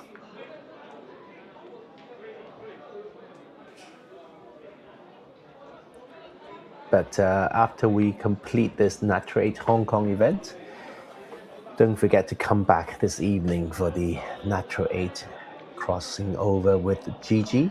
Beat the pros, not eat the pros. Beat the pros, bounty event. Andy Stacks will be playing, Fan Ji Wei will be playing, as well as a rapper from Hong Kong, a female rapper, Tam Kiki. Ooh. It's going to be. She actually came to HKPPA last Friday just to try out MTT for the first time. Love to see that. But look, here we go. Coleman Yim with the ace-4 suited versus Oscar Chan's open. I think we're going to see 3-bet. Oh, I stand corrected. Just a Nope. call. Just a call.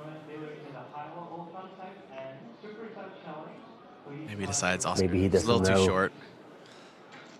But he doesn't know the perfect man will hit the board every time. Every time. This is why you need to study your players before you get to the table.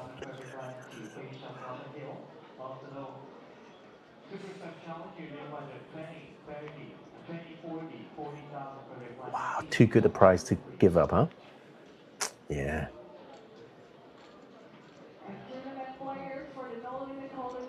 All right, let's see the flop.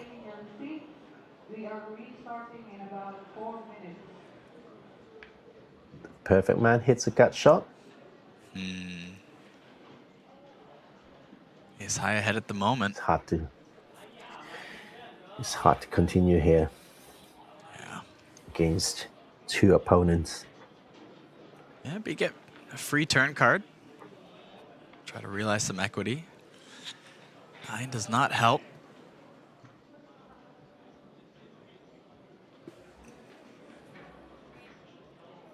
Calvin, kind of the only one who can credibly rep a 9 at the moment. Might take a stab at it.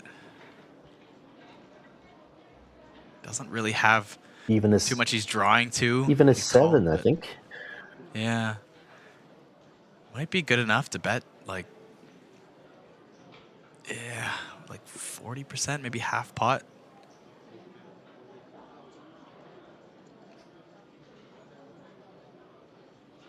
Goes closer to a third pot.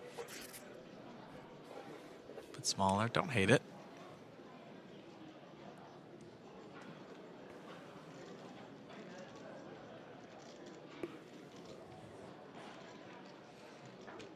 Okay, here we go. The two sexy boys are at it again. Is Coleman going to go something crazy? But he really doesn't have any kind of any draw at all. Just ace high. I mean, what did he have last time? Was it just backdoors? Oh.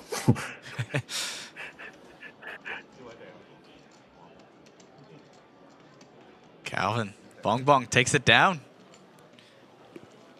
Gets 1 point in the sexy boy competition.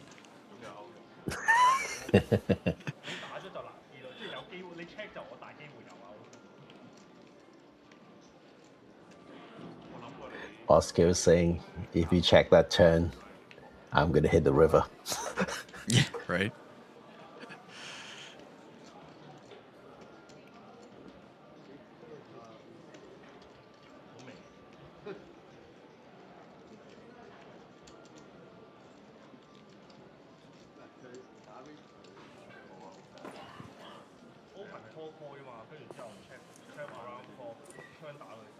Sparrow came back and asked what happened, and then OC just repeated, "Yeah, open," and got 2 callers.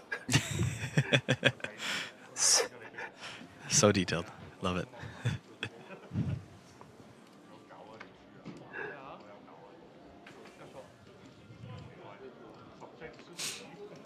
Can't believe I missed the sorry, I can't believe I missed the Natural 8 Taiwan stream yesterday as well, because usually I'll go on that stream and speak bad Mandarin every half an hour and get lots of like comments like, "Oh, the commentator can speak Mandarin." No, I cannot. Yes. Hey, you should learn a little bit, Kyle. I should. Now that you are doing more hosting duty.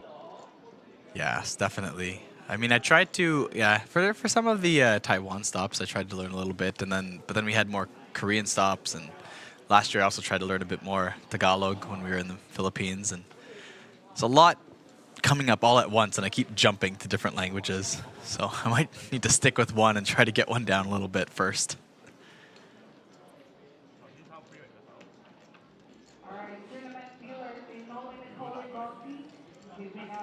And here we go, button versus big blind. Andrew Lee flopping top pair. Sparrow with bottom pair.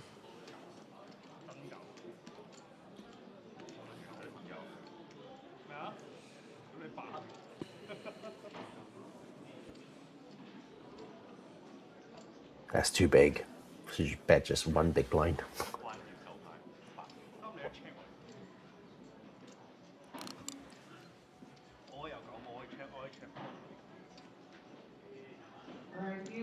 It gets paid though. Didn't bet big enough. There's a 9. Kind of inconsequential, really. Yeah, but I think with a deuce kicker, more than fine to check back on this turn.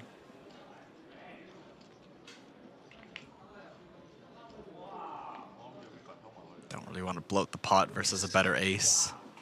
Not going to get value from a 4, generally speaking. A lot of those small pocket pairs also. Maybe you get called by a jack, but pretty unlikely. Sparrow is slightly capped here because he would have played back a lot of the bigger ace from the big blind. So, you know, Andrew is not that worried about losing to a better ace. You know, but Yeah, Sparrow does have a lot of queen jack, king jack. Yeah, I think Sparrow wouldn't be check raising like ace 8 and worse. So there's still a lot of aces that beat you that would still just call, I think, on that flop. But it could No, I'm talking about pre-flop though. He would have pre-flop, played yeah, back sure. pre-flop. Yes. With that stack size.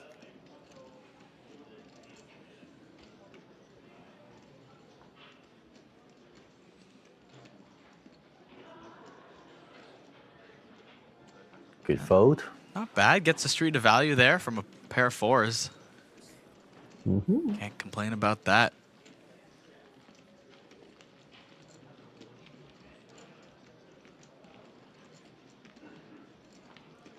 A little bit like Captain Jack, Sparrow ship is sinking at the moment, down to 11 big blinds. Oh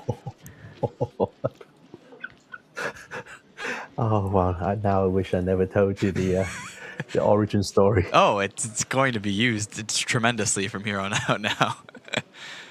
But both good and bad. It's just, you know, you just relate to what's happening in the moment.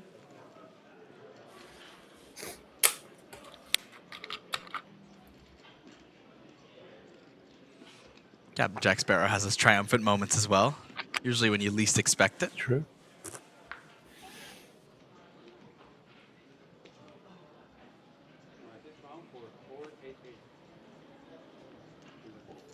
Snap folding queen jack off from UTG.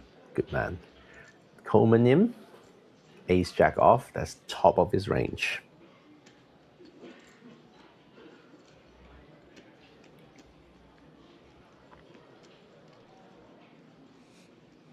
top of his range.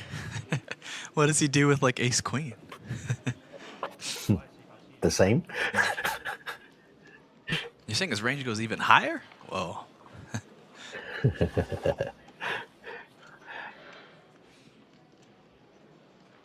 Yeah, nothing you could do.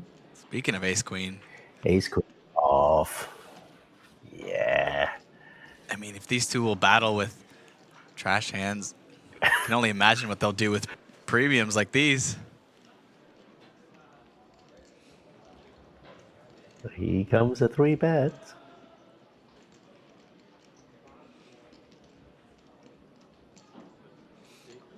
No. Interesting. Really?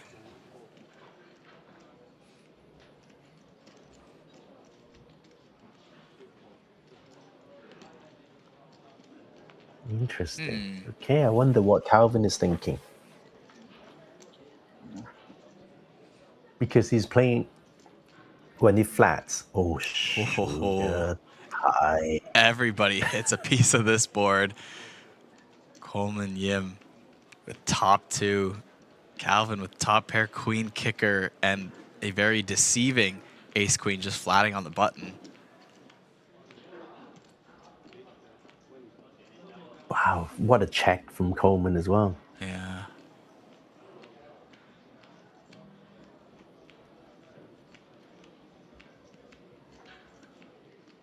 Even Kwong's thinking about it a little bit. Third pair on this flop. I think eventually he just makes the fold, but yeah, there it is. Did you ever watch Dragon Ball Z? I Were you I was never like committed to it as a fan or anything, but it'd come on TV here and there, and I'd watch a few episodes.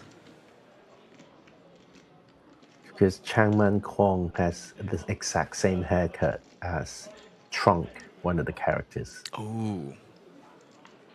I will Gotta look that Google. up. Yeah. I'm sure I'll recognize the show you character a when I see the picture.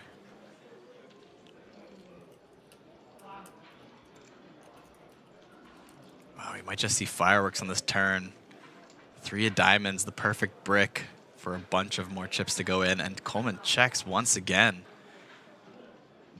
Checks it over to Calvin twice. Calvin must be convinced he's got the best hand at this point.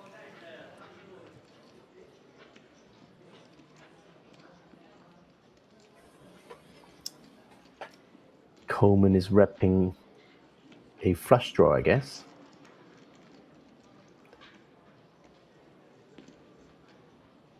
That means Calvin is going to bet pretty big to get him off that flush draw. Wow, Coleman does have a lot of gears.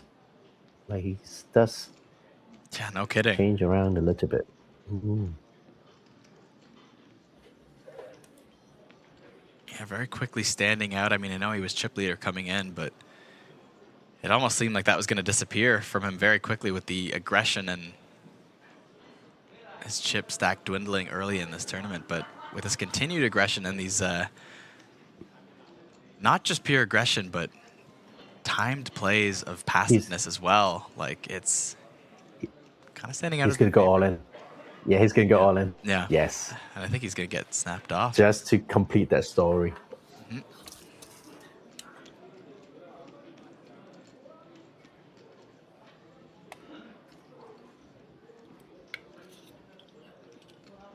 Is he not? He hasn't yet, but It looks like he's going to call. That's just a it's call. calling. Okay. Wow. A brick on this river would be disastrous. The queen, even worse. Either way. Yeah. Oh, Knew there it that. is. That's the brick.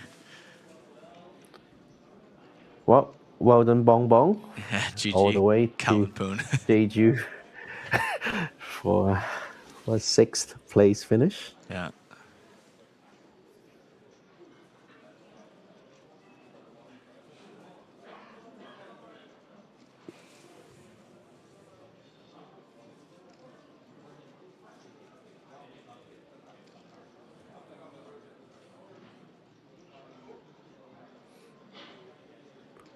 checks again. Oh, too perfect. And that's it. Good game. Snap call. Bye-bye. Yeah. Wow. The story of these two. Yeah, it's asking for a count.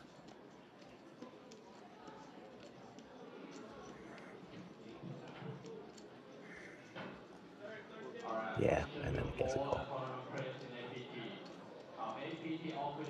He actually, Coleman was slightly worried about pocket nines because Bombo flatted the button, right? Yeah. But with that, congratulations to Bonbon. 佢攞一粒出嚟3次都標埋。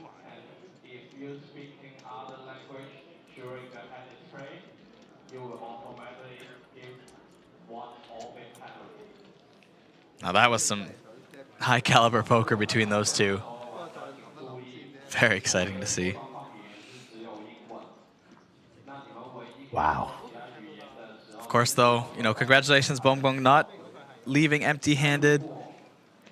Walks away with 408 USD for this final table cash prize, $500 in travel expenses, and that $1,500 main event ticket, which qualifies him for the $8,000 Last Longer, courtesy of Natural 8. Tons of value for a 150 buy-in, and a whole series of APT Jeju Classic left ahead of him.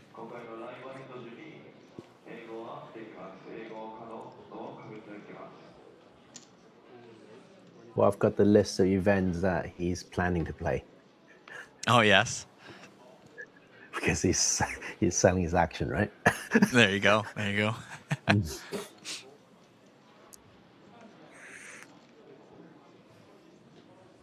Much feared.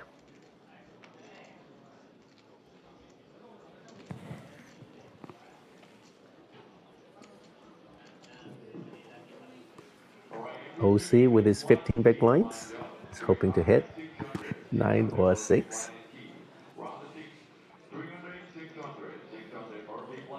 Wow, Coleman connects every flop. Wow. Until he doesn't, then he bluffs. Right? That's the perfect way to play.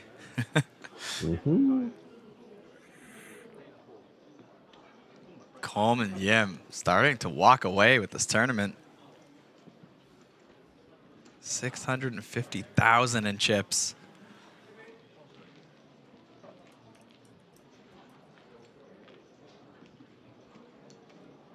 He has more than half the chips in play with 5 players remaining. If that's not a powerful spot to be in, then I don't know what is.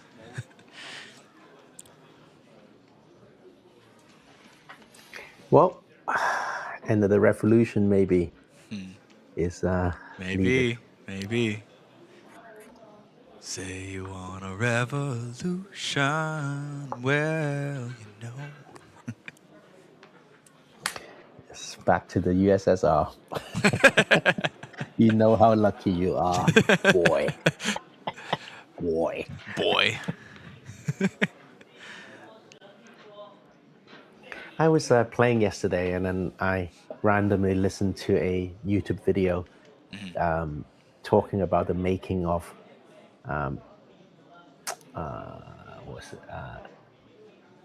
what's it called? The Beatles song. Okay.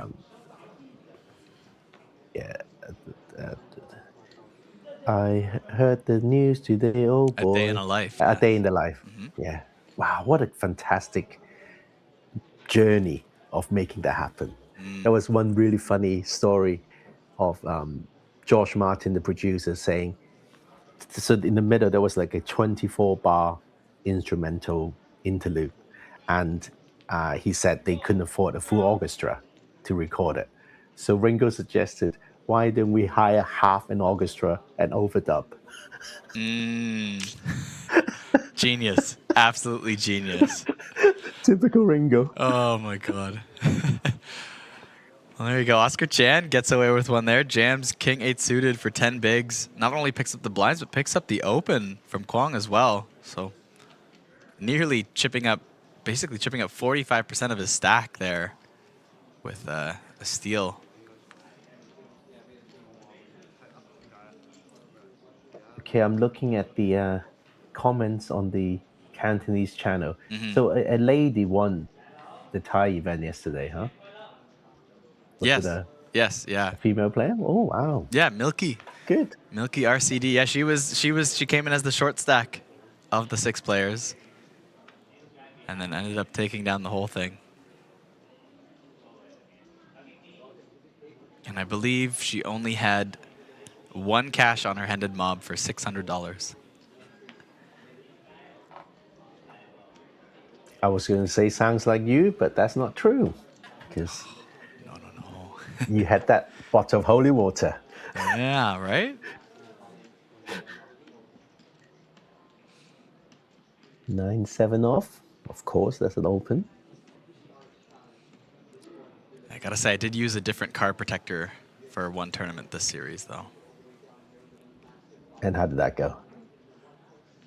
That specific tournament? Because you played 3, right? Well, You I played 3. This was the Okay. second one. I used the new card protector, but did not work very well. It was a hyper turbo. Got a little bit above starting stack, but didn't last long. That's what she said. All right. But my card protector was was a baby lion trophy. Oh, nice. Yeah.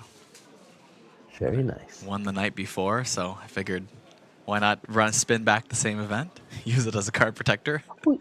on night 2. So you won. Oh, you won. Oh, you actually shipped it. I've been waiting for the congratulations. Yeah, I won. I told you, Congratulations, I Pat. won 1 out of 3. Oh, I thought you ITM. No, I didn't say cash. I didn't say Ooh. cash. I won. Wow. First place. Whew. Yeah. Sexy boy. Right. Thank you. That's all I wanted from Stephen Lai. One sexy boy. Speaking of, look at this blind on blind action. Somehow, Andrew Lee has ace-3 suited and hits top pair, and it's not an ace. It's only one board you can hit top pair on with ace-3 suited, not being an ace. That's 3 deuce-deuce.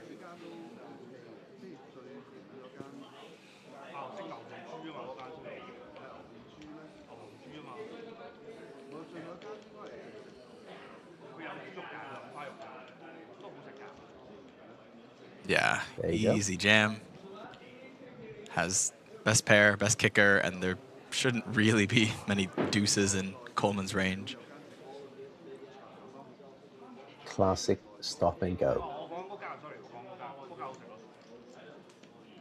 嗰間係跟住之後嗰間對面係專食，咁就嗰間貴啲嘅，睇落都似貴。 Coleman calls with 9 high. I guess he just figures he's priced in and the 9 and the 7 are live, but 2 overs, yeah. yeah, okay. Yeah, with 1-7 removed, just 20% equity.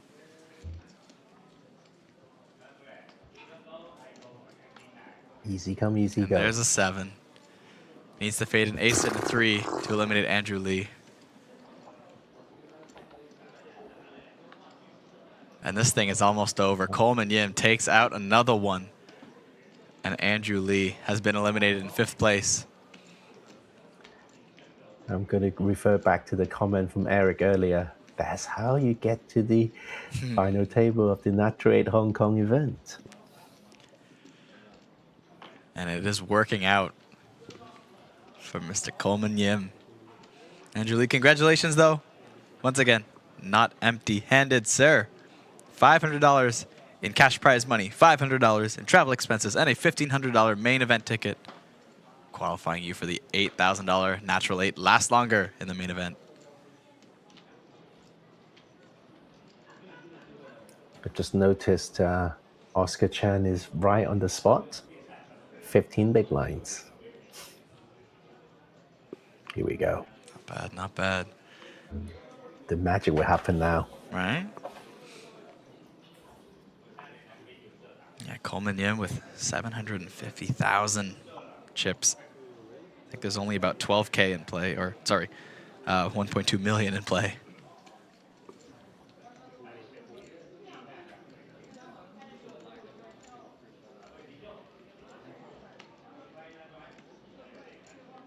over 60% of the chips in play now.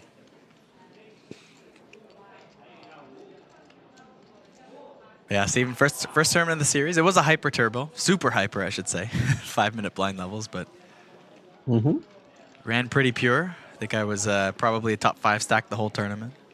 But when I got to my final 5, I think I had 2/3 of the chips at that point, so it's feeling pretty good. So what was the average stack when you went down to last 5? It was like 5 big blinds or something. It's probably a little bit less than that, I think. Because I think when it didn't take very long, that final 5. Probably 1 orbit or something, to be honest. I know when we got down, there was 4 players left, and then I knocked out 4th, and then I think the average big blinds with 3 players was 4. And I think I had, so there's 12 big blinds in play. I think I had an 11 big blind stack. Oh. Yeah, it was a dead button. The small blind forced all in, the big blind forced all in without an ante. And bully. I'm first to act, and I just don't even look at my cards. And then double elimination for the win without looking at my cards. ATC. Any 2 cards. Any 2 cards, baby. Any 2 cards. Sparrow is down to 6 big blinds. Waiting for his spot. But you know the story of Jack Sparrow. He always comes back. Oh, yeah. It always starts That's with why I guessed him. Yeah, Jack Sparrow generally has like a disrespected, like seems to be a joke of a character early on kind of character arc, and then he comes back in a bit of an unexpected and humorous way to save the day. All right, so let's see if Mr. Sparrow Chung can follow that same story arc here on this feature Natural 8 Hong Kong final table.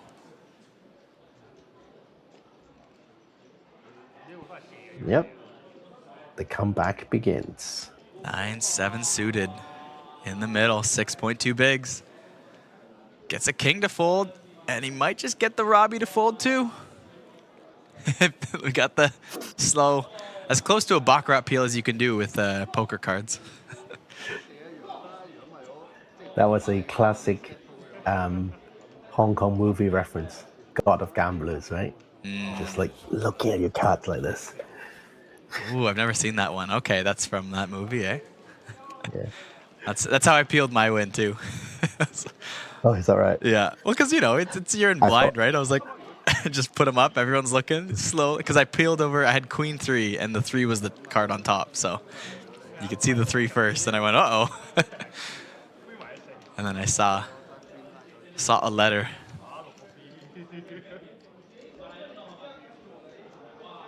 I'm feeling a little bit jealous now because I still haven't won a baby lion yet. No, really? Oh my gosh! I haven't, no. You gotta come on, catch up, Stephen. You gotta get in those late night Because ones. because I played those flat lions, eh? I played those silly high rollers. Yeah, right. Yeah. In the championship, I came 6th in the last chance high roller. Remember we had dinner and then I had to go back. Yes, I remember. Yeah. So close. Couldn't get all the way. Stephen. Yeah, it's pretty close actually. Yeah, I think you had Junobaro in that one, right? Yeah. With you? Yeah. Oh, look at this. I had also Steve Ojwai as well. Oh, right. He was in that one. Yeah. What a series. Big names. And Oscar Chan takes it down. 15 big blind jam with pocket deuces in the small blind. Picks up the pot. Perfect man. They're down to 4. Oh, he's got 18 big blinds now. Too many. Too many for the perfect man.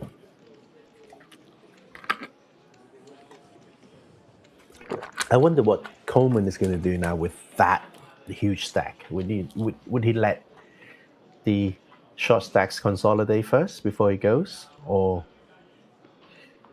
because he plays on full equity a lot, doesn't he?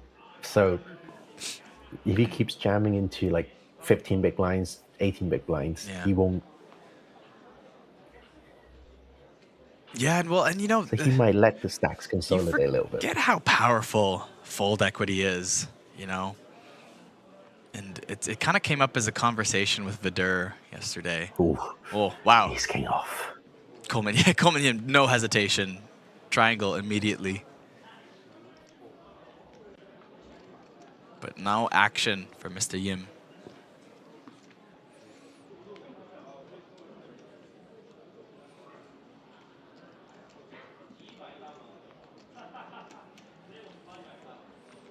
I feel like he jams so quick. He goes, "This hand is just too good to even play." You know, just get it over with. Well, I think, but mainly because Sparrow only has 6 big blinds. No, that's not it. He's just like, this is too strong. No? He's like, I prefer to play my queen nines. Like, this is not a challenge, you know. This is just easy poker. Let me play the real thing, he says. Oh, they're taking a short break. Oh no, changing dealers. Okay, good.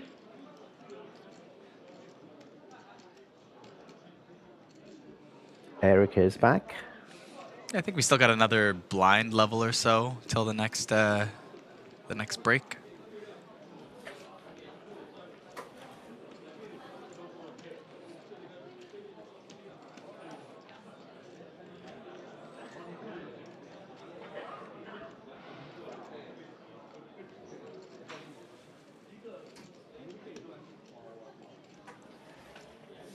Yeah, Sparrow's been cut dead. You're right, Kiwi special.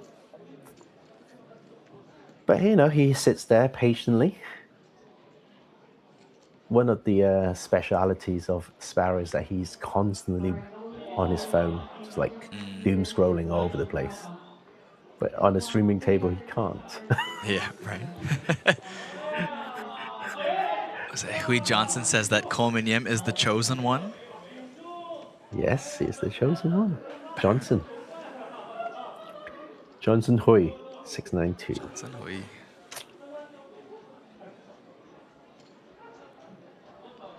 Well, the chosen one throwing in more chips with Queen Deuce. More his style. Chan Man Kwang with an ace in the big blind. Sitting on about, what, 17, 18 bigs? No, he's not giving up. Wow. Really? Interesting. That's interesting. I was looking for, you know, maybe even a 3-bet there, but did not think fold was one of the options. But perhaps he was thinking Sparrow's so short Yeah, there's a bit of a... that he could pay jump one more, right? Lather up one more. Yeah, and that's you know, we talk about this a lot. It's an interesting dynamic with these natural 8 final tables because they act like semi-satellites. You know, you get so much value just making the top, in this case, top 8, that like the pay jumps start to seem a little less significant because of the added value. And so you can play for the win a little bit more. But, you know, money is still money. It does change the value, does change. Your strategy should adjust somewhat, even if just a little bit. So...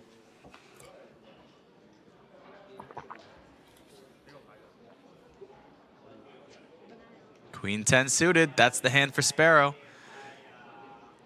He's going to get it through one. Will he get it through 2 players? I'm sure a steal will be more than preferable here. But if Oscar Chan calls with Queen 5, he will get it in dominated. Pick up an extra 45K. But he's the perfect man.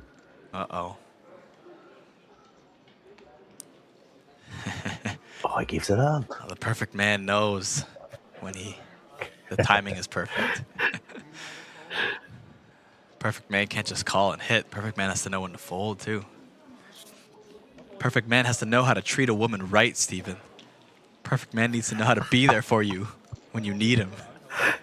That's the perfect man. It's 2026, you know? Don't be so sits male. You know, he can treat a man right, too.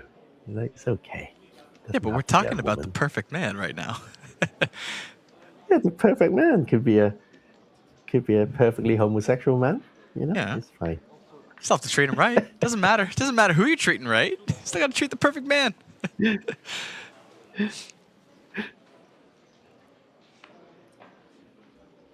Oh, I just can't believe I just said perfectly homosexual.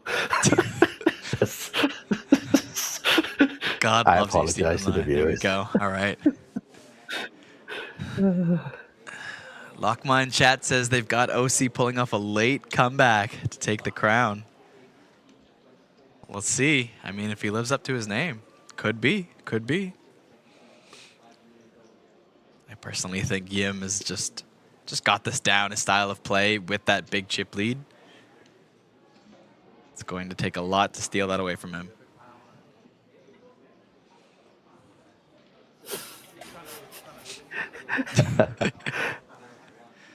Cobain. Where are we drinking tonight? You're having personal conversations in the chat, Stephen.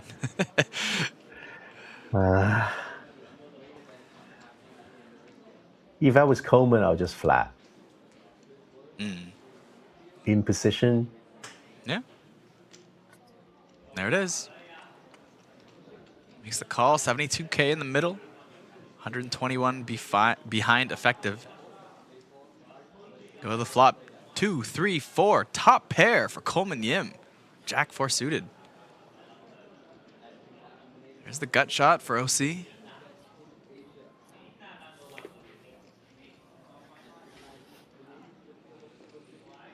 Of course, the 10 and the 6 are live too.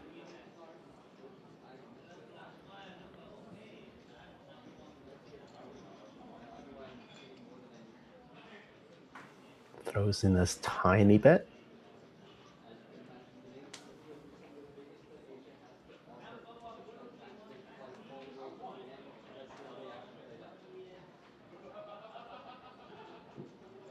If he knows, if OZ knows he's the perfect man. Yes, he does. Okay. Let's see the turn. 8 outs. And there's And the one of those perfect man cards. hits. Oh. Okay, I see what you mean now. I see what you mean. I hadn't Yeah, gotten you know what I'm saying? a taste of what kind of action the perfect man runs into, but I'm learning fast.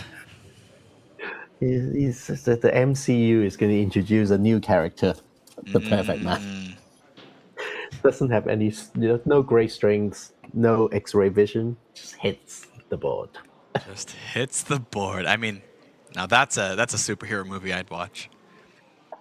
I think poker needs a ridiculous movie like that.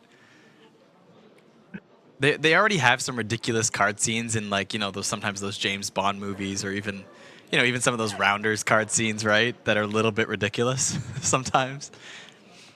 I think they should just go all in on one. Just make something the most ridiculous poker movie ever.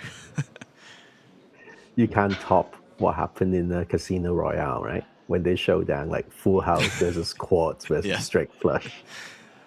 Oh, I remember I saw a YouTube video once of, I think it was Doug Polk breaking down Teddy KGB's line in Rounders. Oh, yeah? Claiming him to be, so good and so skilled and all that stuff. And then, just starts discussing his ranges and, what he'd play and do in these spots. And it goes like, Teddy KGB is just like this maniac, loose, aggressive player that has horrible poker skills. Just kind of gets lucky. But it looks so intense. I actually... Yeah. I wrote... it was 2 years ago. I helped a screenwriter write a poker scene. Yeah. And I replicated that exact hand. No way. In the film. And I had Teddy KGB, well, whatever character it was, with aces and couldn't give up the aces.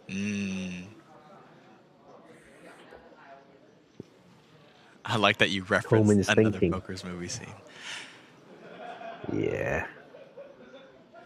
Coleman makes the call. You can't blame him on this board. But the perfect man not only hits, but also gets value on this river.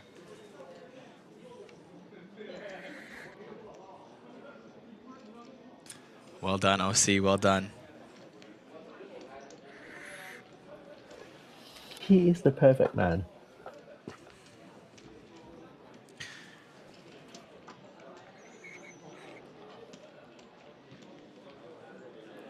Yeah, so to my for my sins, I actually wrote. Perfect I actually wrote. person. Yes.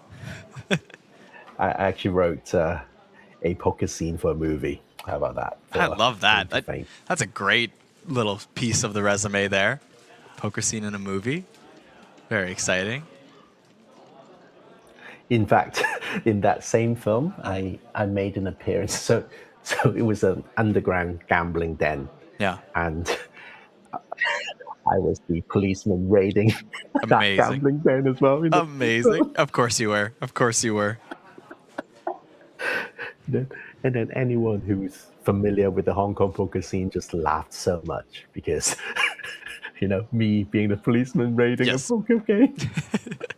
Oh, the irony is not lost on me, Stephen. The irony is not lost. If you know, you know.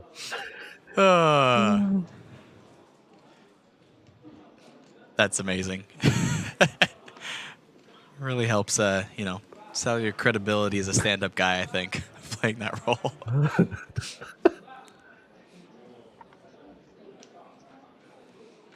Sparrow Chung, really short, going to defend. OC's perfect, or OC's button open. He is currently dominating him, but the perfect man, so far, Stop and go now. does not outflop Sparrow. Oh, there's no go on the stop and go from Sparrow. Just a check. Gut shot for OC, who apparently always hits. Bet small.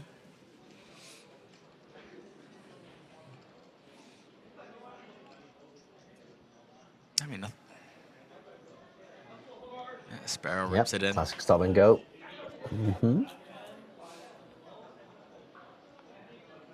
You know what's going to happen.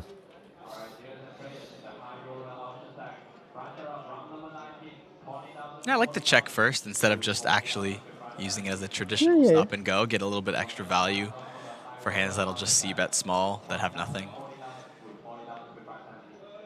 Perfect man does not hit the turn.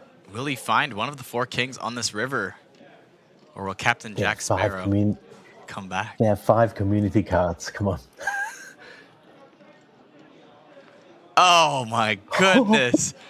The perfect man lives up to his name, eliminating Sparrow Chung in 4th place. OC does not miss. What did I tell you? Stephen Lai, with all the dirt on these players, just knows their lore and living up to their lore indeed. Oscar Chan hits the gut shot on the river. Sparrow Chung, unfortunately, has sunk his pirate ship. He is out in 4th place. We're waiting for the sequel in the main event. So Sparrow is qualified for the for day 3 already. So we look forward to having more of him in the upcoming streams. Well, there we go. And I mean, that's, Captain Jack Sparrow always has a failure first before returning in the sequel. So we shall see. Didn't leave empty-handed, though. He won $650 in prize money on this final table, $500 in travel expenses, the main event ticket, and, of course, the $8,000 bonus lasts longer, courtesy of Natural 8 in the main event.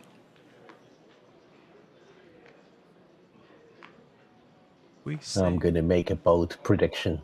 OC is going to come he's going to ship this. You weren't the first to say it.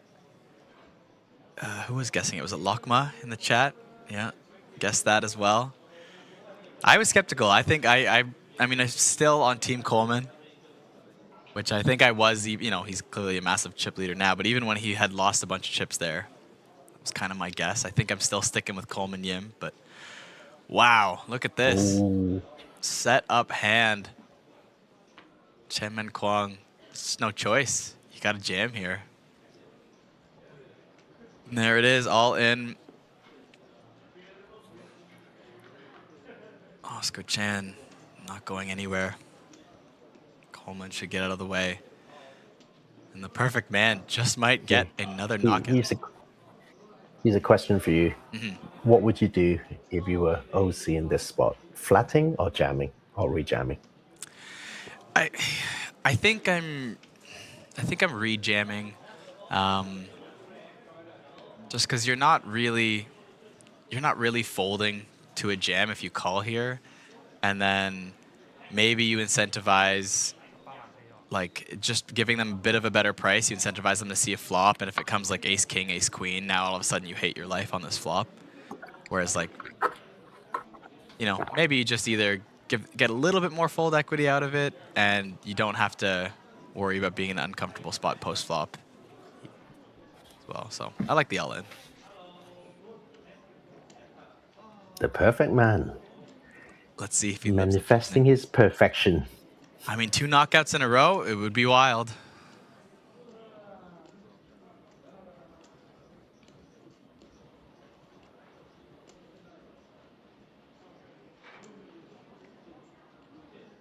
Oh, there you go. No ace, no diamonds. 1 diamond. Pretty safe still. Diamond a turn for a sweat, maybe. No diamond. 3 clean aces. There you go. The perfect man. What did I tell you? You told me, and he is proving it. Absolutely wild. Well done. Heads up.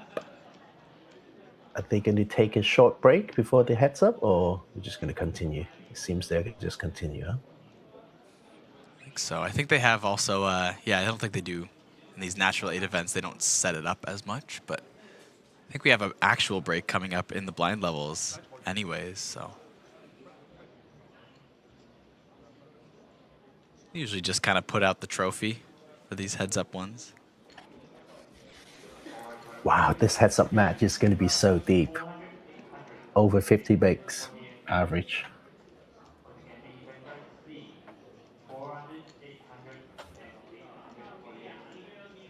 Oh, I just saw the Dragon Ball Z character that you sent me. Yeah. Don't you think? Same haircut.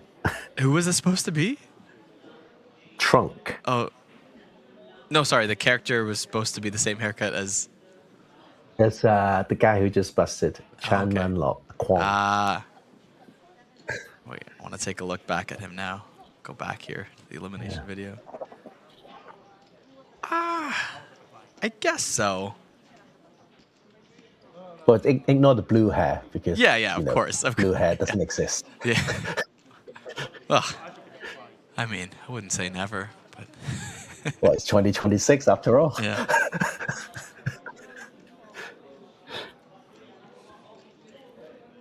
Wow, it's only been a month in 2026, and we've seen so much that's happened in the world. It's madness, isn't it? 2026. I thought 2025 was crazy, but no, 2026, everything's happening. I just expect it at this point. Everyone says that every year now. Just kind of go with the flow. Just go, yeah, okay. more shit's gonna happen. But within 1 month, though, it's. Whew. I mean, there were signs. I'm going to buy without. I'm going to buy a cave.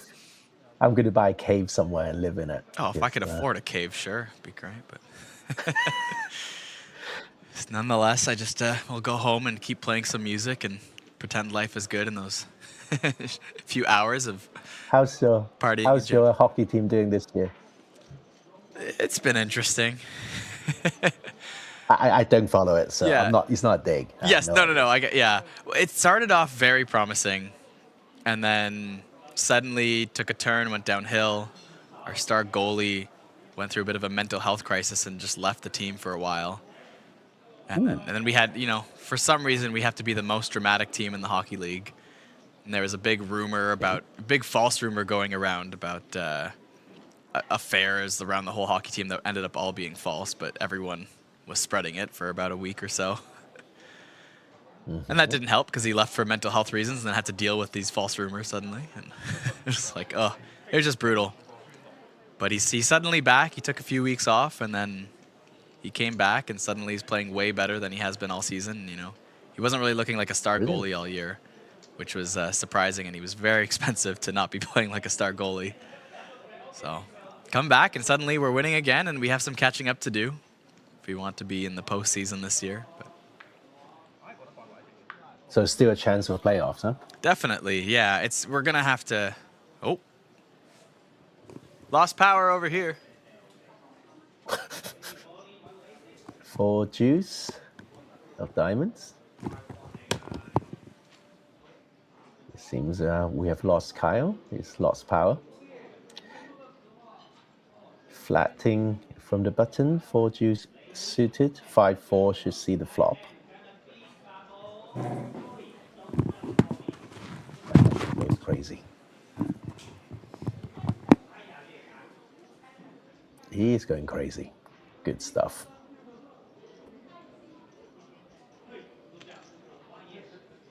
First hand of the heads up. I'm getting a raise from Coleman Im.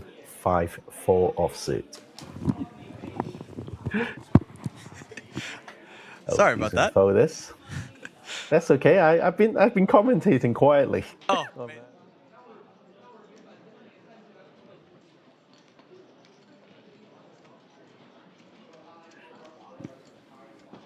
With that, I think we're going to take a short break. Oh, perfect timing, yes. Coleman Im versus Oscar Chan, the perfect man. Wow. With that, we are going to take a short break. That's going to be intense. All Can't to wait play see that. for. Awesome. All to play for. We'll make sure everything's sorted out back here on my end so I don't cut out again. And yeah, this is going to be an iconic heads-up battle with myself and Stephen like covering it when we get back. See y'all soon.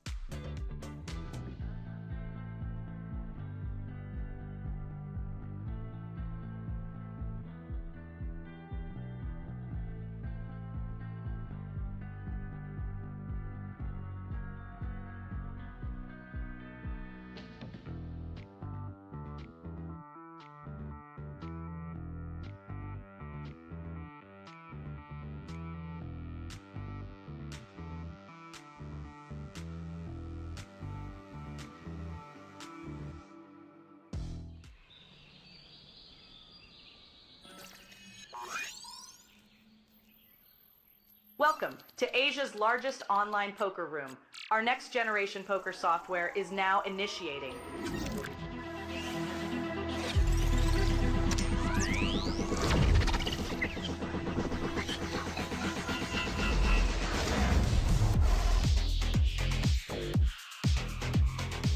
Elevate your online experience with a wide variety of poker variations to choose from.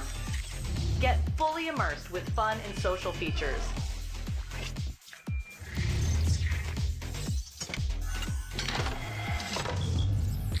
Level up your game with PokerCraft and Smart HUD.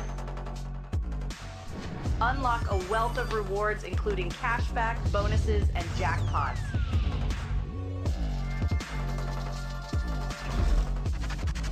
Join world-class poker tournaments featuring some of the world's most renowned brands and the largest guaranteed prize pools in the world. Experience the best in customer service and hassle-free transactions for a seamless online gaming experience.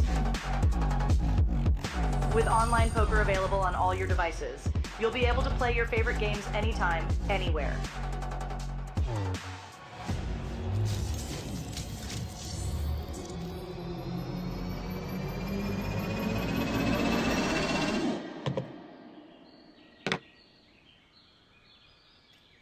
Sign up now and elevate your online poker experience today. I want to say congratulations, you got a second place. Welcome to the APT Super High Roller. Now we are very proud to say that we've made a habit of crushing guarantees here at the APT, and this time no different. We have 3x the 500 million won guarantee, which means up top it is 400 million won to the winner, as well as the coveted Pewter Lion trophy. The field, as expected, has been shark-studded. Of course, in high rollers, just like Highlanders, there can only be one. Who's it gonna be?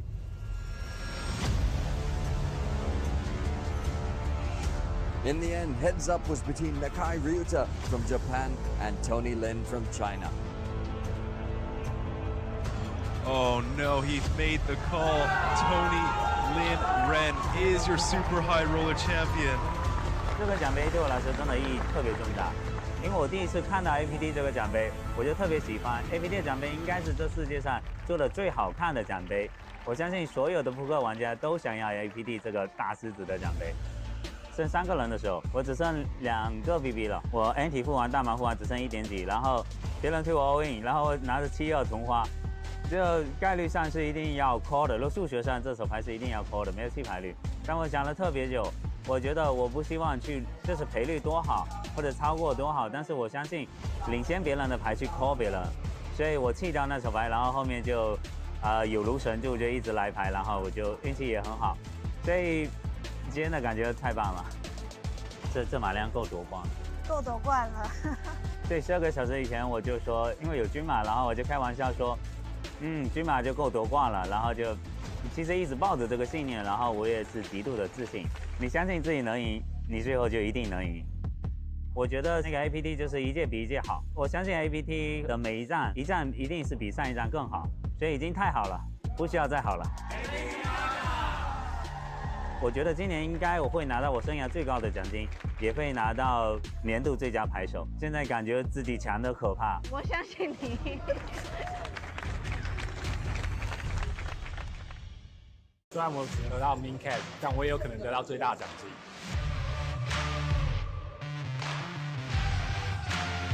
现金3250万，我来了。4个0，4个0，Yeah, I think I will get at least top 3. We're going to win this one. Okay, this is it. This is it. 有东西了，有东西了！加油，加油！5个0。 Yeah, it's nice to be able to like not run super deep in the tournament, but still pull a very big prize. 还有吗？17，170万。再来个空6个0，再来个0。600万。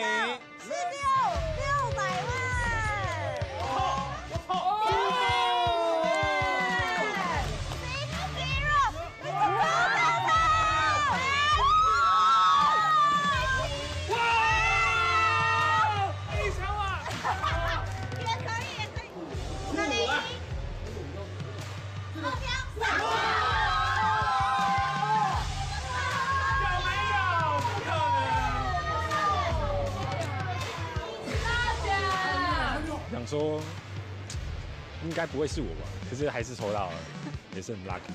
中了，我中了。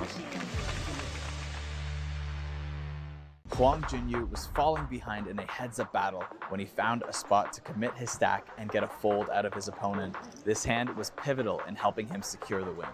因为我是中了2对，我是试探的去拿对手一些小2对的价值。After 690 total entries, the APT National Cup has more than doubled its guarantee. 97 lucky players made their way into day 2 where they battled it out for a top prize of 93 million Korean won.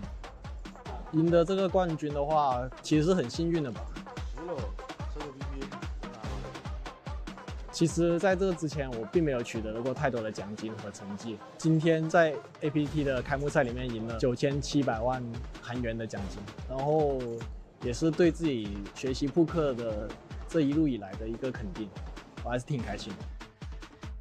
我觉得更多的是保持学习，然后保持一个良好的心态，然后保持耐心，等待机会，克制自己一些冲动的想法，或是一些不理性的一些决策，这很重要。因为 APT 是一个亚洲规模里面最正规、最大型的一个赛事，所以说来 APT 是在亚洲范围内最明智的选择。The 200 million Korean won guarantee has already been smashed in event number 1. The APT Jeju Classic is off to a strong start. Let's see how the players are feeling in the National Cup. Andy, just curious, why did you choose the National Cup tournament to start your series here at APT? Well, it's the first event. I always play the full series, so yeah, play anything. 因为我比较喜欢，早点进场，可以多打打番后，这样 BB 数比较多。How is your tournament in the National Cup going so far? It's already my second bullet, just a little bit below the average, but I think it's a good experience for me. All right, we're here with previous champion at the APT. Renee, how is the first event of the series going for you so far? Now really good. I have like 2.5x average, and I appreciate a little bit smaller blind levels because it's not that tough to think about hands if you're only 20 big blinds deep or something. So I think it's always the best tournament for me to get back into it. Do you have any expectations as to how far you might run in this National Cup tournament? The goal is always to win and get to the final table. So, yeah. I'm gonna win something big, and then I'll come back to you for another interview. That sounds perfect. Awesome. Thank you so much. As you can see, the National Cup is well underway, and this is just the first event of 99 different tournaments featured here at the APT Jeju Classic. If you want to follow along, go to apt.poker to keep up with all the action. Welcome back to the Asian Poker Tour.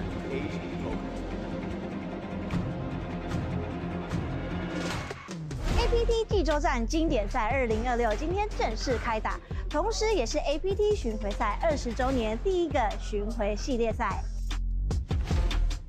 Happy 20th! Happy 20th anniversary! สุขสันต์ครบรอบ 20 ปี APT เจ้าหลิง快樂 Yeah! このシリーズには20年にわたりプレイヤーを引きつけてきたおなじみの人気イベントが全て揃っています。The APT National Cup featuring a 200 million Korean won guarantee, the Mystery Bounty Hunter 400 million, the APT Super High Roller $500 million, and of course, the main event with a whopping 2.2 billion Korean won guarantee. 約100イベントに及ぶフルスケジュールと各補助額の詳細は www.apt.poker をチェック、もしくはこの APT アプリをダウンロードしてください。我们将在所有的社交平台为大家带来本系列赛的每日精彩赛事报道，其中包含2月1号星期日起正式开播的赛事直播。记得追踪我们，掌握 APT 济州经典赛2026的所有精彩复刻瞬间。虽然我只能得到 min cap， 但我也有可能得到最大奖金。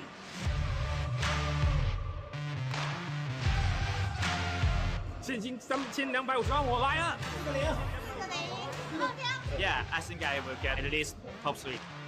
We're going to win this one. Okay, this is it. This is it.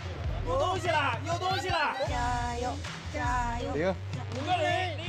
Yeah, it's nice to be able to like not run super deep in the tournament, but still pull a very big prize. 还有吗？17，170万！再来个空，再来个零，16，600万！我操！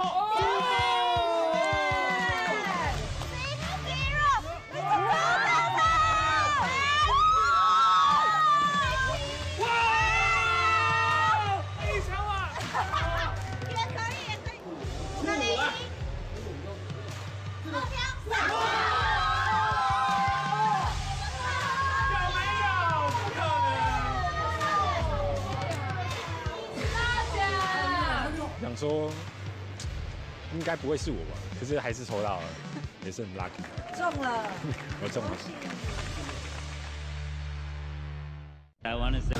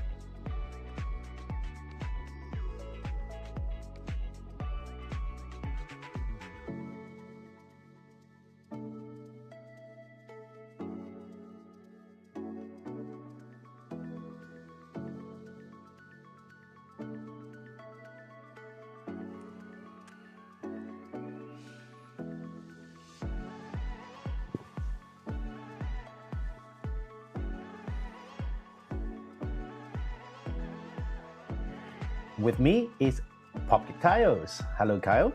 Hello. Excited to be back. Yeah, and oh, what an exciting journey it has been to get to this heads-up match. You know, of course, we had our chip leader, not throughout the whole event, but he was battling, you know, what, something close to an 80% VPIP is what it appeared like from where I was sitting. And oh my God, we saw some crazy action. You know, what was that 3-bet bluff there on the flop, the sexy man battle, 4 high versus 8 high. That was so sexy, right? But sexiness doesn't conquer perfection. That is true. We have Oscar Chan, aka the Perfect Man, battling against Coleman Im, the well, I think the fan favorite at the moment. Coleman Im, he's got some really cool moves. Yep. And it's going to be a heads-up match that I am very much looking forward to watching.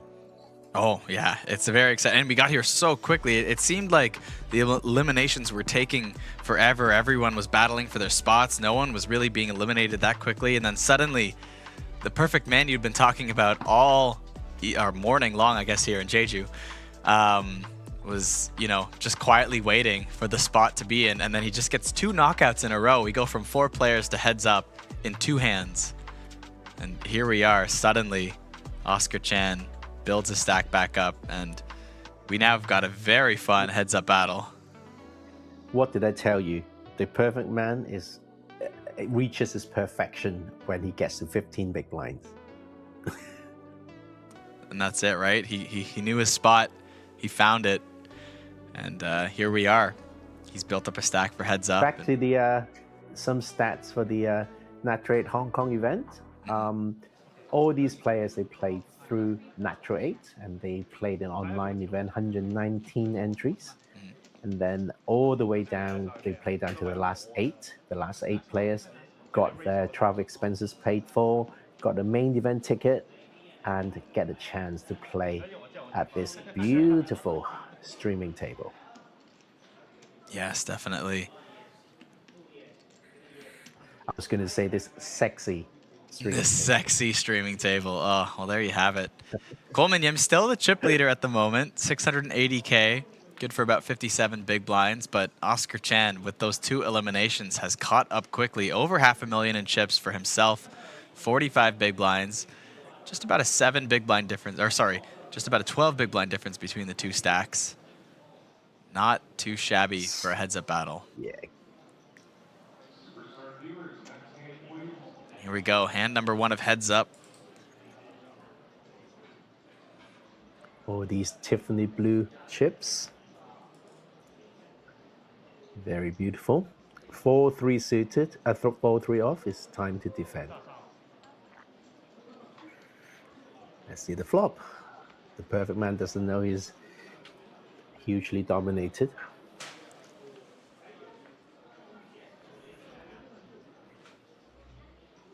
Flop comes King 10-3, 2 diamonds, hits the 3.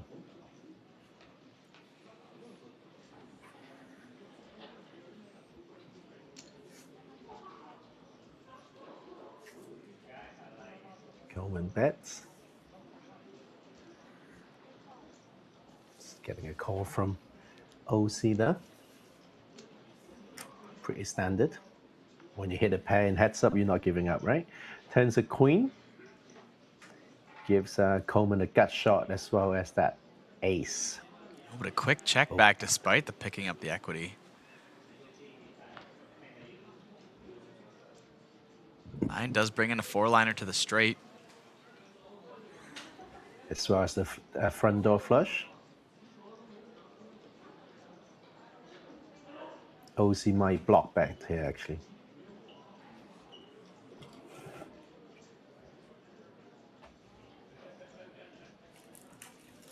Nope, he's going to check. Maybe it's a check fold for OC. I'm not sure. 4 overcards and a jack.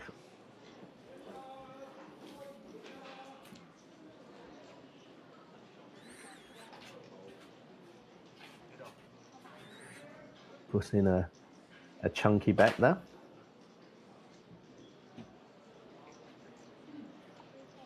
And takes it down. Coleman Im continues his aggressive streak.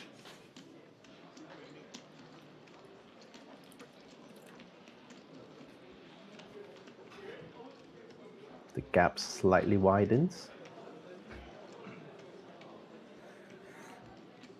There's still a lot of play. I mean, Definitely, anything that is over 30 big blinds average is heads up.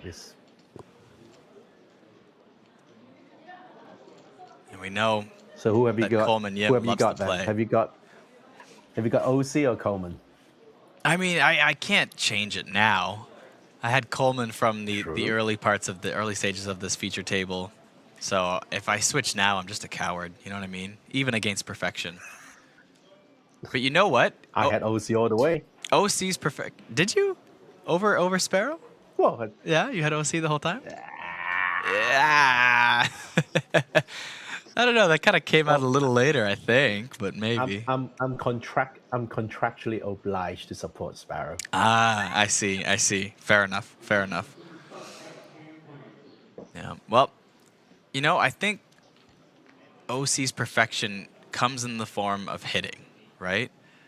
Coleman comes in the form of outplaying his opponents. So if you can get OC to fold before he hits, that's the key to victory, I think.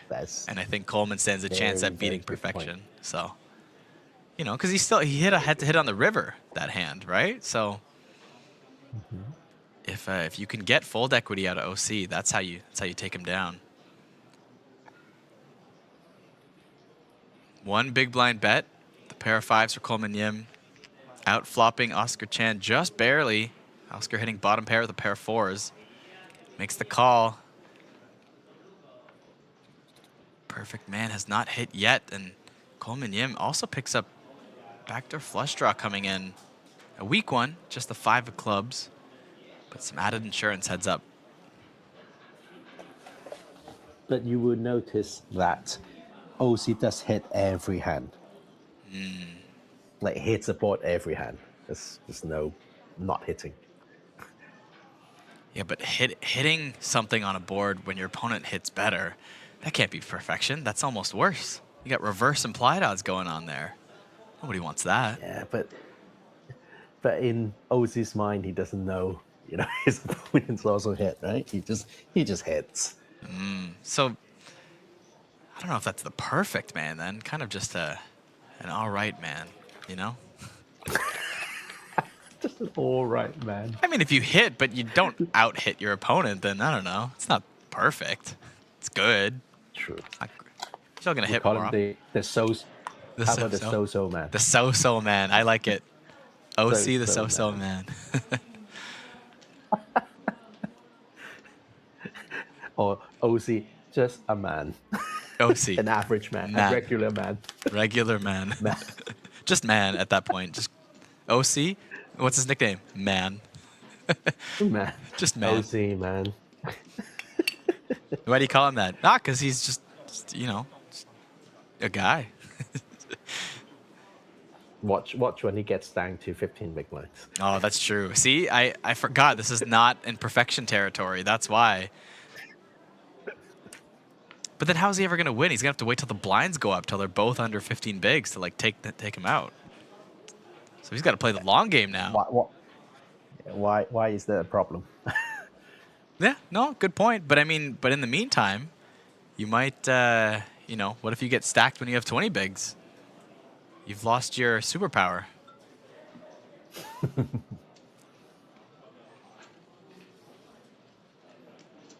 Surprisingly, this is not the most carried away we've gotten all stream, but.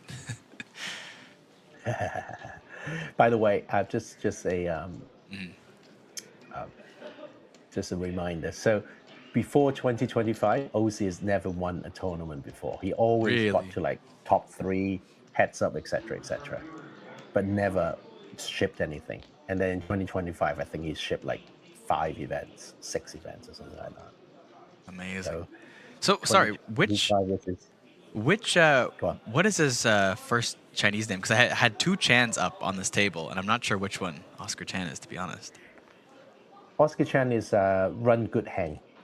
Sorry, I mean his like for his Hendon mob, his real name, his Chinese name. Oh, his real name. Hang, H-E-N-G. So let me see. Oh, okay, yes, I've got it, yeah. Oh my god, oh no. Okay. Oh my god, look at your screen. Yeah. PocketKyles versus Pocket Jacks. What a setup. What a massive setup.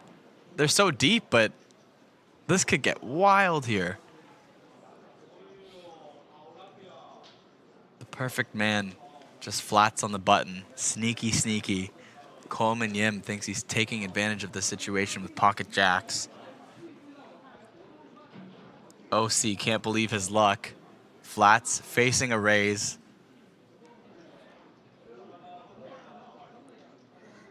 Has what I would like to call the best hand in poker. Some might disagree. Wow, you would. Right? But now the perfect man has the perfect hand. That is true. I concur. You didn't even have to be at 15 big blinds. That's wild.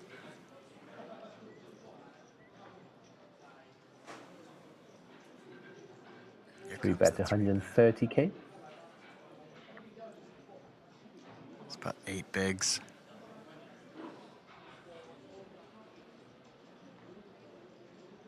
I think Coleman might actually just go for it. Jam? Yeah. Yeah, yeah, I think so. Yeah, there's already 200K in the middle, 320 behind. And absolutely premium. There it is. Yeah, he's being all in. The jam and the snap call. Just snapped off. Wow. And this is massive. Just a couple hands into heads up. Oscar Chan has an 81% chance to double up to 918,000 chips. It would leave Coleman with just 300K, less than 20 bigs. Even though they're so deep, the chip lead would transfer tremendously here over to OC's way. Can the perfect man hold? So far, so good. 10-10 deuce so board. good. 2 diamonds out there for insurance. OC, the only one with a flush draw.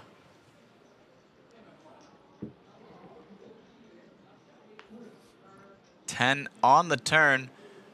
Trips on the board. Both players with the boat. OC with the better boat. Needs to fade a jack, and he does. Massive chip up for the perfect man. Over 900K. More than a 3-1 chip lead on Coleman Yim. Absolute cooler situation heads up. And as the chat was hoping, as you were predicting, the perfect man is now within shot of victory. He can smell it. He can taste it. He just needs to pull the trigger and get it done. Okay, in the Cantonese chats, everyone is writing perfect man, perfect man, perfect man. Oh. I mean, you warned me. You told me. I think I thought I believed, but I was probably somewhat internally skeptical. But, call me a convert now because I believe. Seeing is believing. Yes, the opposite of every Christmas movie I've ever seen.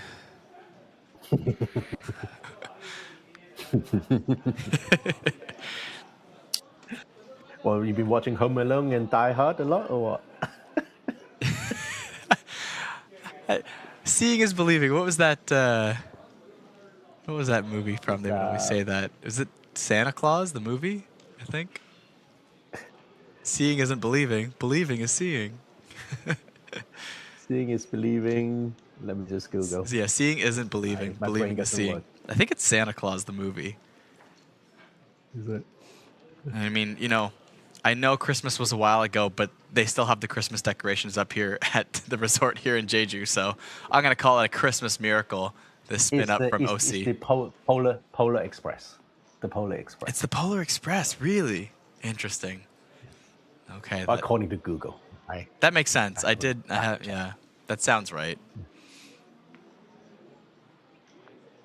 Well, we have the OC Express. There it is. steaming ahead. Next stop, Baby Lion Almost a Trophy. million in chips. Yeah. Indeed.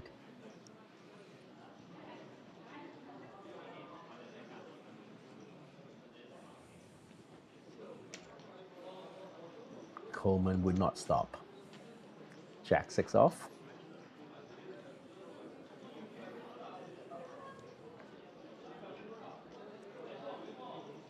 Queen high qualifies, surely.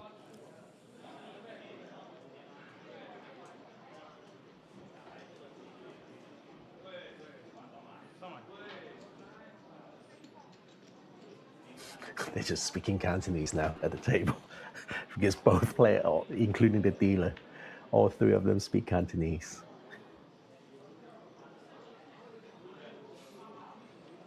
Here we go. Now it's Coleman's turn to hit.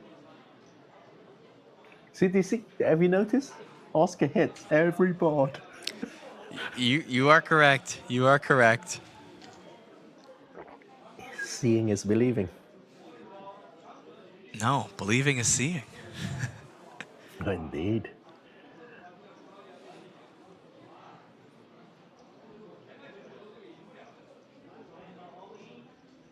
If the perfect man He might somehow fold this, hits this board. Nope, he's not folding.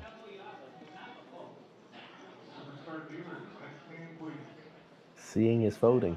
Nah. Seeing is calling. No, seeing is raising. He's racing. Yeah. Check raise from OC. To 65K.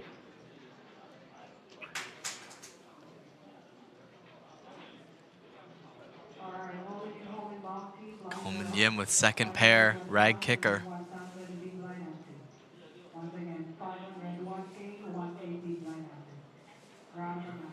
Tournament dealers in the ultra set, lines are up next hand, 25.50, 25.50 with the 50, big black ante, next hand.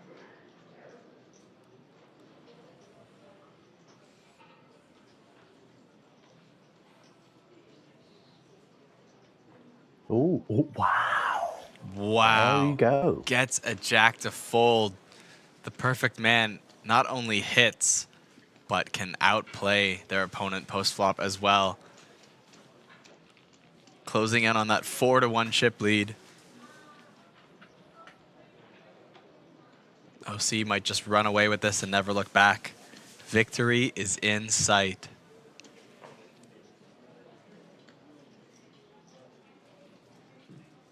Next hand, please, and the superstar.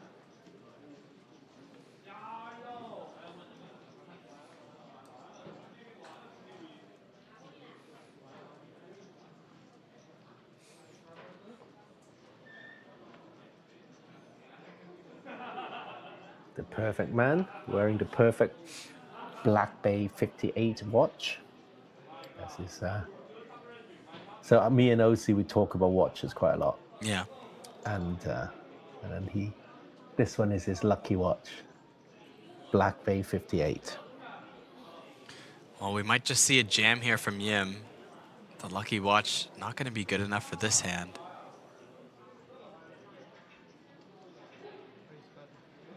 Just a Is three. it race first? Yeah. Yep.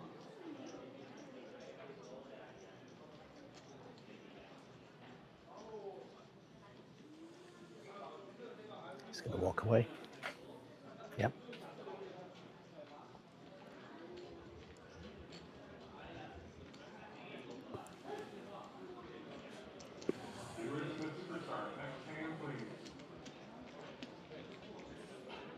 The perfect man, 60 big blinds versus 17 big blinds.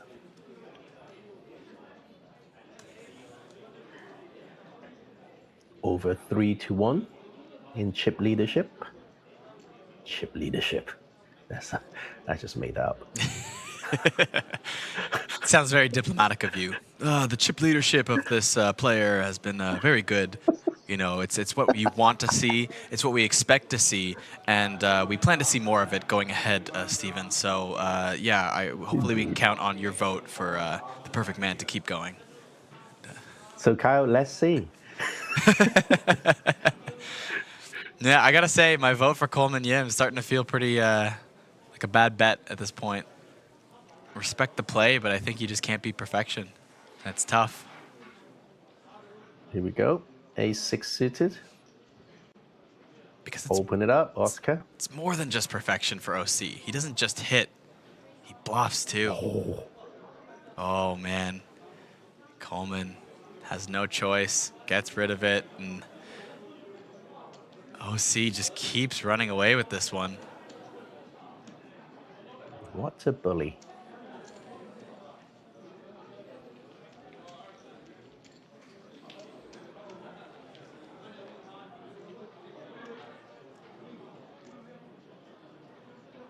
Well, let's see how Coleman pulls himself out of this kind of downswing. Yeah. We haven't seen that at this table so far. No. I mean, we saw it a little bit at the beginning for Coleman. He came in as the chip leader, and his aggression was not working off for the first little bit. But he only ever got down as far as, what, second, maybe at worst, third in chips. Mm-hmm. And then just kept barreling, climbed right back up there. Yes, I remember that hand, him versus Chang Man Kwong early on. And then Chan had a 8 high flush draw and just kept betting for 3 barreling. Yeah. And took it down. And after that, Coleman never looked back. Now he's looking back with 10 high.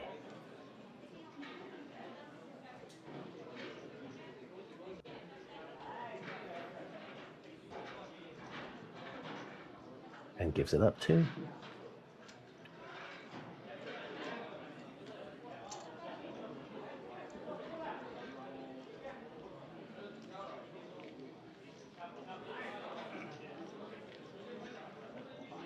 Just grinding Coleman down. 2 blinds at a time.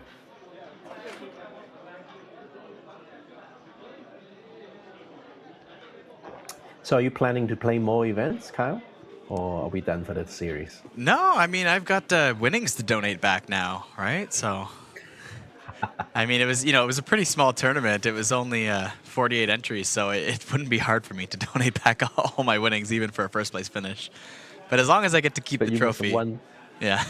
But you must have won millions, right? Because it's all in Korean won. Yes. Won 4.2 million Korean won, so can't complain. It's pretty good. Your first 7-figure score? Congratulations. I don't think so. I think I was a millionaire last time in Jeju, actually. Oh, yeah. Yeah. I think maybe just 1 million that time. It was a pretty small score, but yes. It's a fun place to get a 7-figure score. South Korea.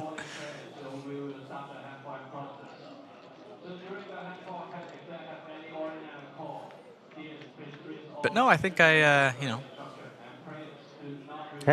look at the board. Wow. Look at the perfect man. Yeah. I believe you. Okay. I know. I'm not even surprised anymore. I get it, I was a little bit skeptical when he was hitting these bottom pairs and stuff, but, now he's just, he hits bottom pair and then he bluffs, check raises his opponent off second pair, heads up, and then now just hits top pair on the flop. And now his opponent picks up a gut shot. Doesn't fire on the ace. Yeah.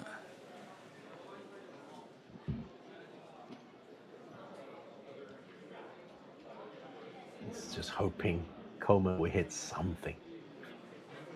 Please. I mean, Jack high is not nothing on this board, too. Mm-hmm. It does fall into a bit of a hero call. Perfect blocker for a jam. No, not at all. No, don't listen to me. Yeah.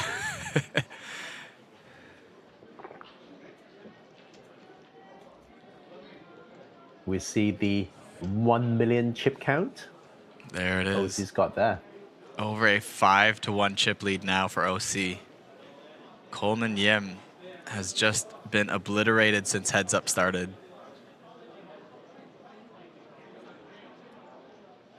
OC started slightly slowly, and then that Kings versus Jacks just changed the dynamics completely.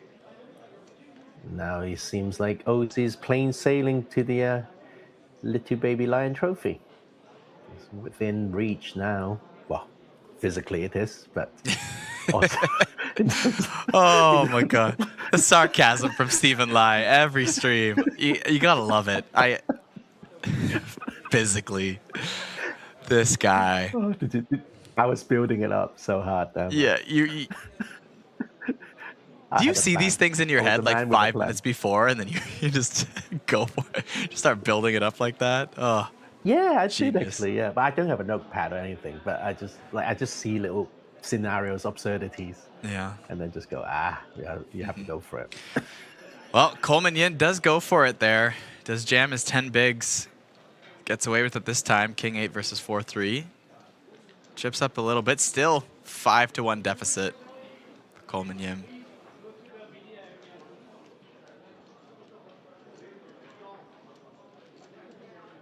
He's going to need... The blinds have just gone up, yeah. I think. Yeah, 10K, 20K now. Yeah, I think last hand was the first hand of 10K, 20K.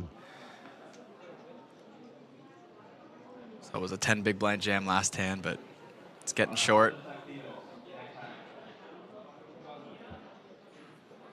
Well, one all-in win will take him up to 20 big blinds. Yeah. And all to play for. Yeah, it'll change a 5-1 chip lead into a 3-2 chip lead, or sorry, 2-1 chip lead. And then a 2-1 chip lead. Another win will flip it over, right? Yeah. Yeah, the classic swap stacks. Yeah. Yeah. Swap stacks. So when it's 3-1, so they become evens if the underdog wins. And then 2-1 with swap stacks. So these ratios are very useful in MTT. Definitely. Oh, Kiwi special, you don't want a man like me, you don't. You get tiresome very quickly. Ask Kyle, he'll tell you. Ask Kyle. It's true. It's true. Yeah. Hey, please warn me. I was drinking a sip of tea and all. Oh, I know. I think all 170 people watching just heard that. Yeah. It's more funny than split take. All over the screen. Queen 8 suited jam from Oscar Chen.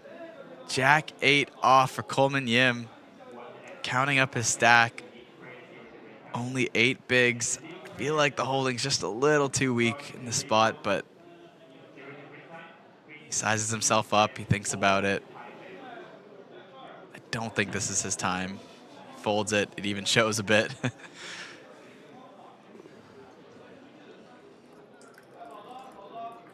He's going to see if he can have to see if he can beat perfection sooner than later.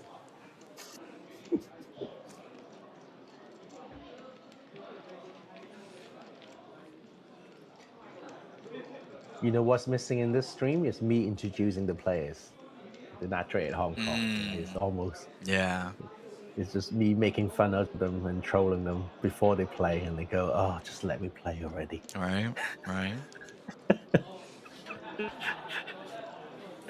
Have you ever played in a cash game where, first hand, everyone throws in like 10 big blinds for a bomb pot just to get people stuck? Just to get people stuck. I mean, like, I've played a lot of cash games. Oh, wait, before that, though. Look at this here. King 4 suited jam. Oscar Chan with Queen Jack. Makes the call. This could be it. Coleman Yim is ahead. It's a 40% chance. Yeah, but it being it. He's battling perfection. I don't know, man. This might just be it. Oscar Chan hits every board. This one will have to be different if Coleman Yim wants to stay alive. So far, so good. An entirely red 8-6 deuce.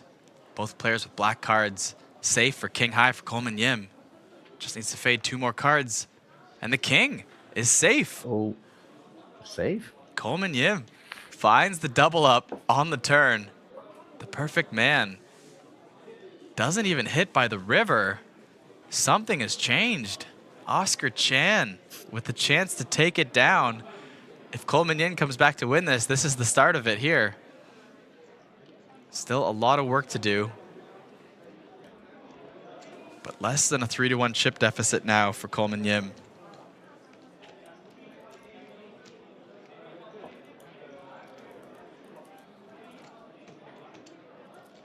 Is this the comeback we have been anticipating? That's been cut from your trailer. Thank God. Quite. Yeah. Okay. No, it was great. It was like the most epic part in those those little stingers we had. It was amazing. That little reverb is amazing. Oh my God, I know. They threw it on one of my like recaps this series, and I love how it sounds. It's not quite as epic as yours. Yours was wild, but they threw mine on a big opening reel of "Welcome to the Asian Poker Tour." You know? Oh, okay, nice. It's really nice. I was like, oh, okay, there we go. Even the sound techs at some of my shows back home don't know how to dial in the reverb that nicely. And I'm like actually playing in a band where it should be pretty good, should be pretty spot on, but. You know, kudos to the media team here. There's a lot of people that work on it, you know. Shan, the producer, Julian, the filming, even with a lot of the editing. I'm not sure who does the sound editing. I wonder if that falls into Evan's category. But, you know, there's a whole team of people. Christy shooting as well, Adrian, and some of those. They just have, they do really good work here to put out some great content. And, you know, sometimes I just have to be the guy in front of the camera, come up with some lines, but even then they're still helping, you know, produce the lines. It's it can't be done without a team, so shout out to the whole APT team, especially on the production media side. Well, knowing Shan, he cares about sounds and music a lot. Yeah, so it's likely that he's the one who makes your "Welcome to the Asian Poker Tour." Yeah. It's hard to, you can't recreate reverb with your own voice. It's weird. You just automatically go for a delay because it's the only thing we can kind of mimic. Yeah, that's no reverb. Yeah. Yeah, it's true. Unless you live in a cave. Yes. Yeah, the room around you could recreate it, of course. That's essentially what reverb is, but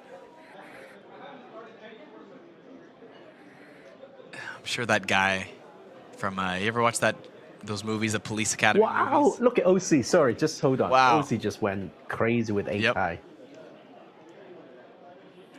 Gets him to fold the Robbie. OC is not letting go here. No. 3-1 chip lead. He knows if he loses an all-in, he will only be evens in stacks. So he can be more liberal with his aggression. Well, I think once you start getting shorthanded and even heads up on a final table, I am personally a big believer of implementing a lot more feel into your game at that point. Okay. You should still know your, GTO studies, but if you feel like your opponent's kind of on the rails here a little bit, I think you can start, you can start getting to a point where until the dynamics change a bit, you might even start raising any two. Oh. Whoa, jams 10-8. You're going to get a call here. No. Wow. The worst hand gets the Robbie to fold both times. Both players getting a bit tricky with these lower ranked hands. Not going down without a fight.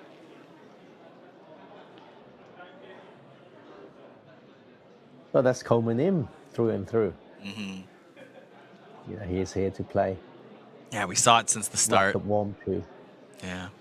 How cold is the venue? The venue itself is really nice. Venue itself is great. The commentator's booth is a little bit of a different story, but okay. We just happened to be in a different section that I think was set up a little bit differently because there was a restaurant over here. So I think the ventilation is still set up to be like that. Okay. A little bit chillier. But it's okay. You get a taste of Jeju. That's definitely. Right. Uh-oh. Ace-6 suited versus 4s. Yeah. There's no folding here. No. A pair is too good. But if he doubles up again, he will take the chip lead away from Oscar Chen. Has perfection run out for OC?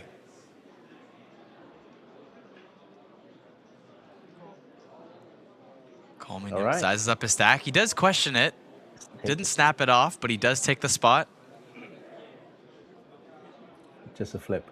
Boy, just mumbling to himself. It's a flip. It's a flip. Could be for the trophy. 47% chance of that. $500 pay jump as well. 1K locked up for second, 1,500 for first. Here we go. 10-7-3. So far, so good. Coleman Yim. This comeback could be raging. He could retake the chip lead. He needs to fade an ace, a 6, and a 7 now. 7. Yeah.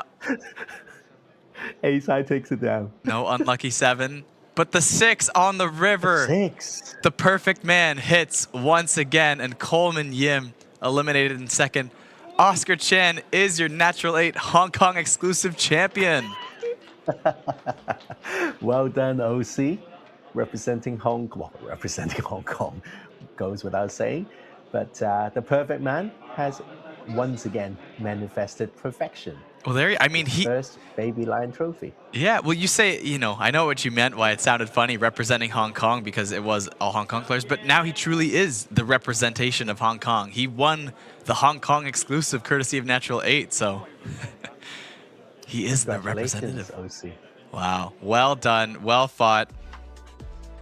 Both OC and Coleman Yim receiving $500 in travel expenses, their main event ticket. The only difference is a $500 pay jump from second to first, and of course, that beautiful 24-karat cold gilded Baby Lion trophy as well.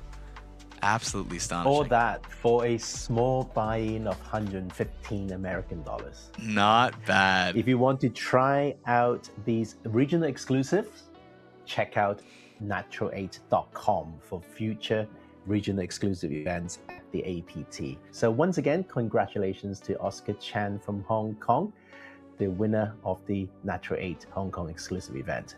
With that, we are wrapping up this stream, and we will be coming back this evening with the Natural 8 crossing over GG Beat the Pros event. Yes, have you got a view on that, Kyle? Yeah, well, before we go, though, we can't forget all 8 of these players. They have not only locked up their main event entry, but they are in a last longer, courtesy of Natural 8. They have their chance at 8,000 USD if they can be the one to last the longest out of all the Natural 8 qualifiers. So a little bit of extra bonus seed money for the party should they last long enough in the main event. A little bit of an extra, you know, side event on the way to that final table. So good luck to all our Natural 8 Hong Kong players. And so yeah. We'll come back this evening. They're looking at the schedule. Coming back this evening at 7:30. Well, yeah, the tournament will start at 7:30. The stream will start closer to 8 p.m. A little bit before for the introductions. But Jeju time. So that's just reminding myself that's 7 p.m. Hong Kong time. So don't get the time difference wrong. Yeah. And then tomorrow we'll start the main event coverage, starting day 2, day 3, day 4. All the way to Saturday for the final day, and then on Sunday we have the marathon stream on Sunday, the APT High Roller. So exciting. Well, there you go. Don't go anywhere. Plenty of streams coming up, plenty of action here at the APT Jeju Classic 2026. As for now, I'm PocketKyles. This was Stephen Lai signing off. See you guys next time.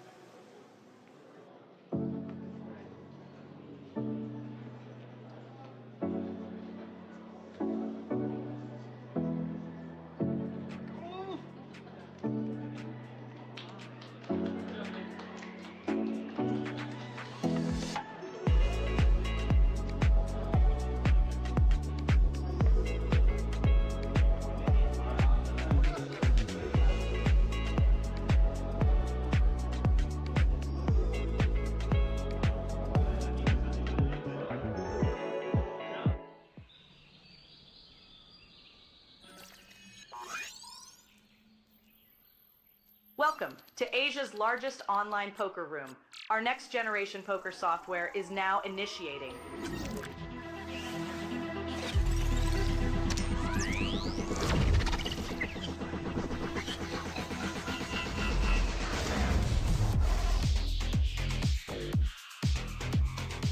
Elevate your online experience with a wide variety of poker variations to choose from. Get fully immersed with fun and social features.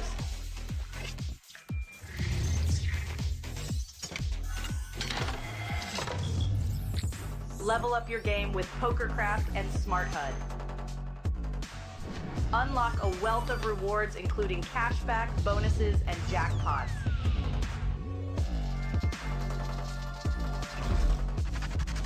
Join world-class poker tournaments featuring some of the world's most renowned brands and the largest guaranteed prize pools in the world. Experience the best in customer service and hassle-free transactions for a seamless online gaming experience. With online poker available on all your devices, you'll be able to play your favorite games anytime, anywhere.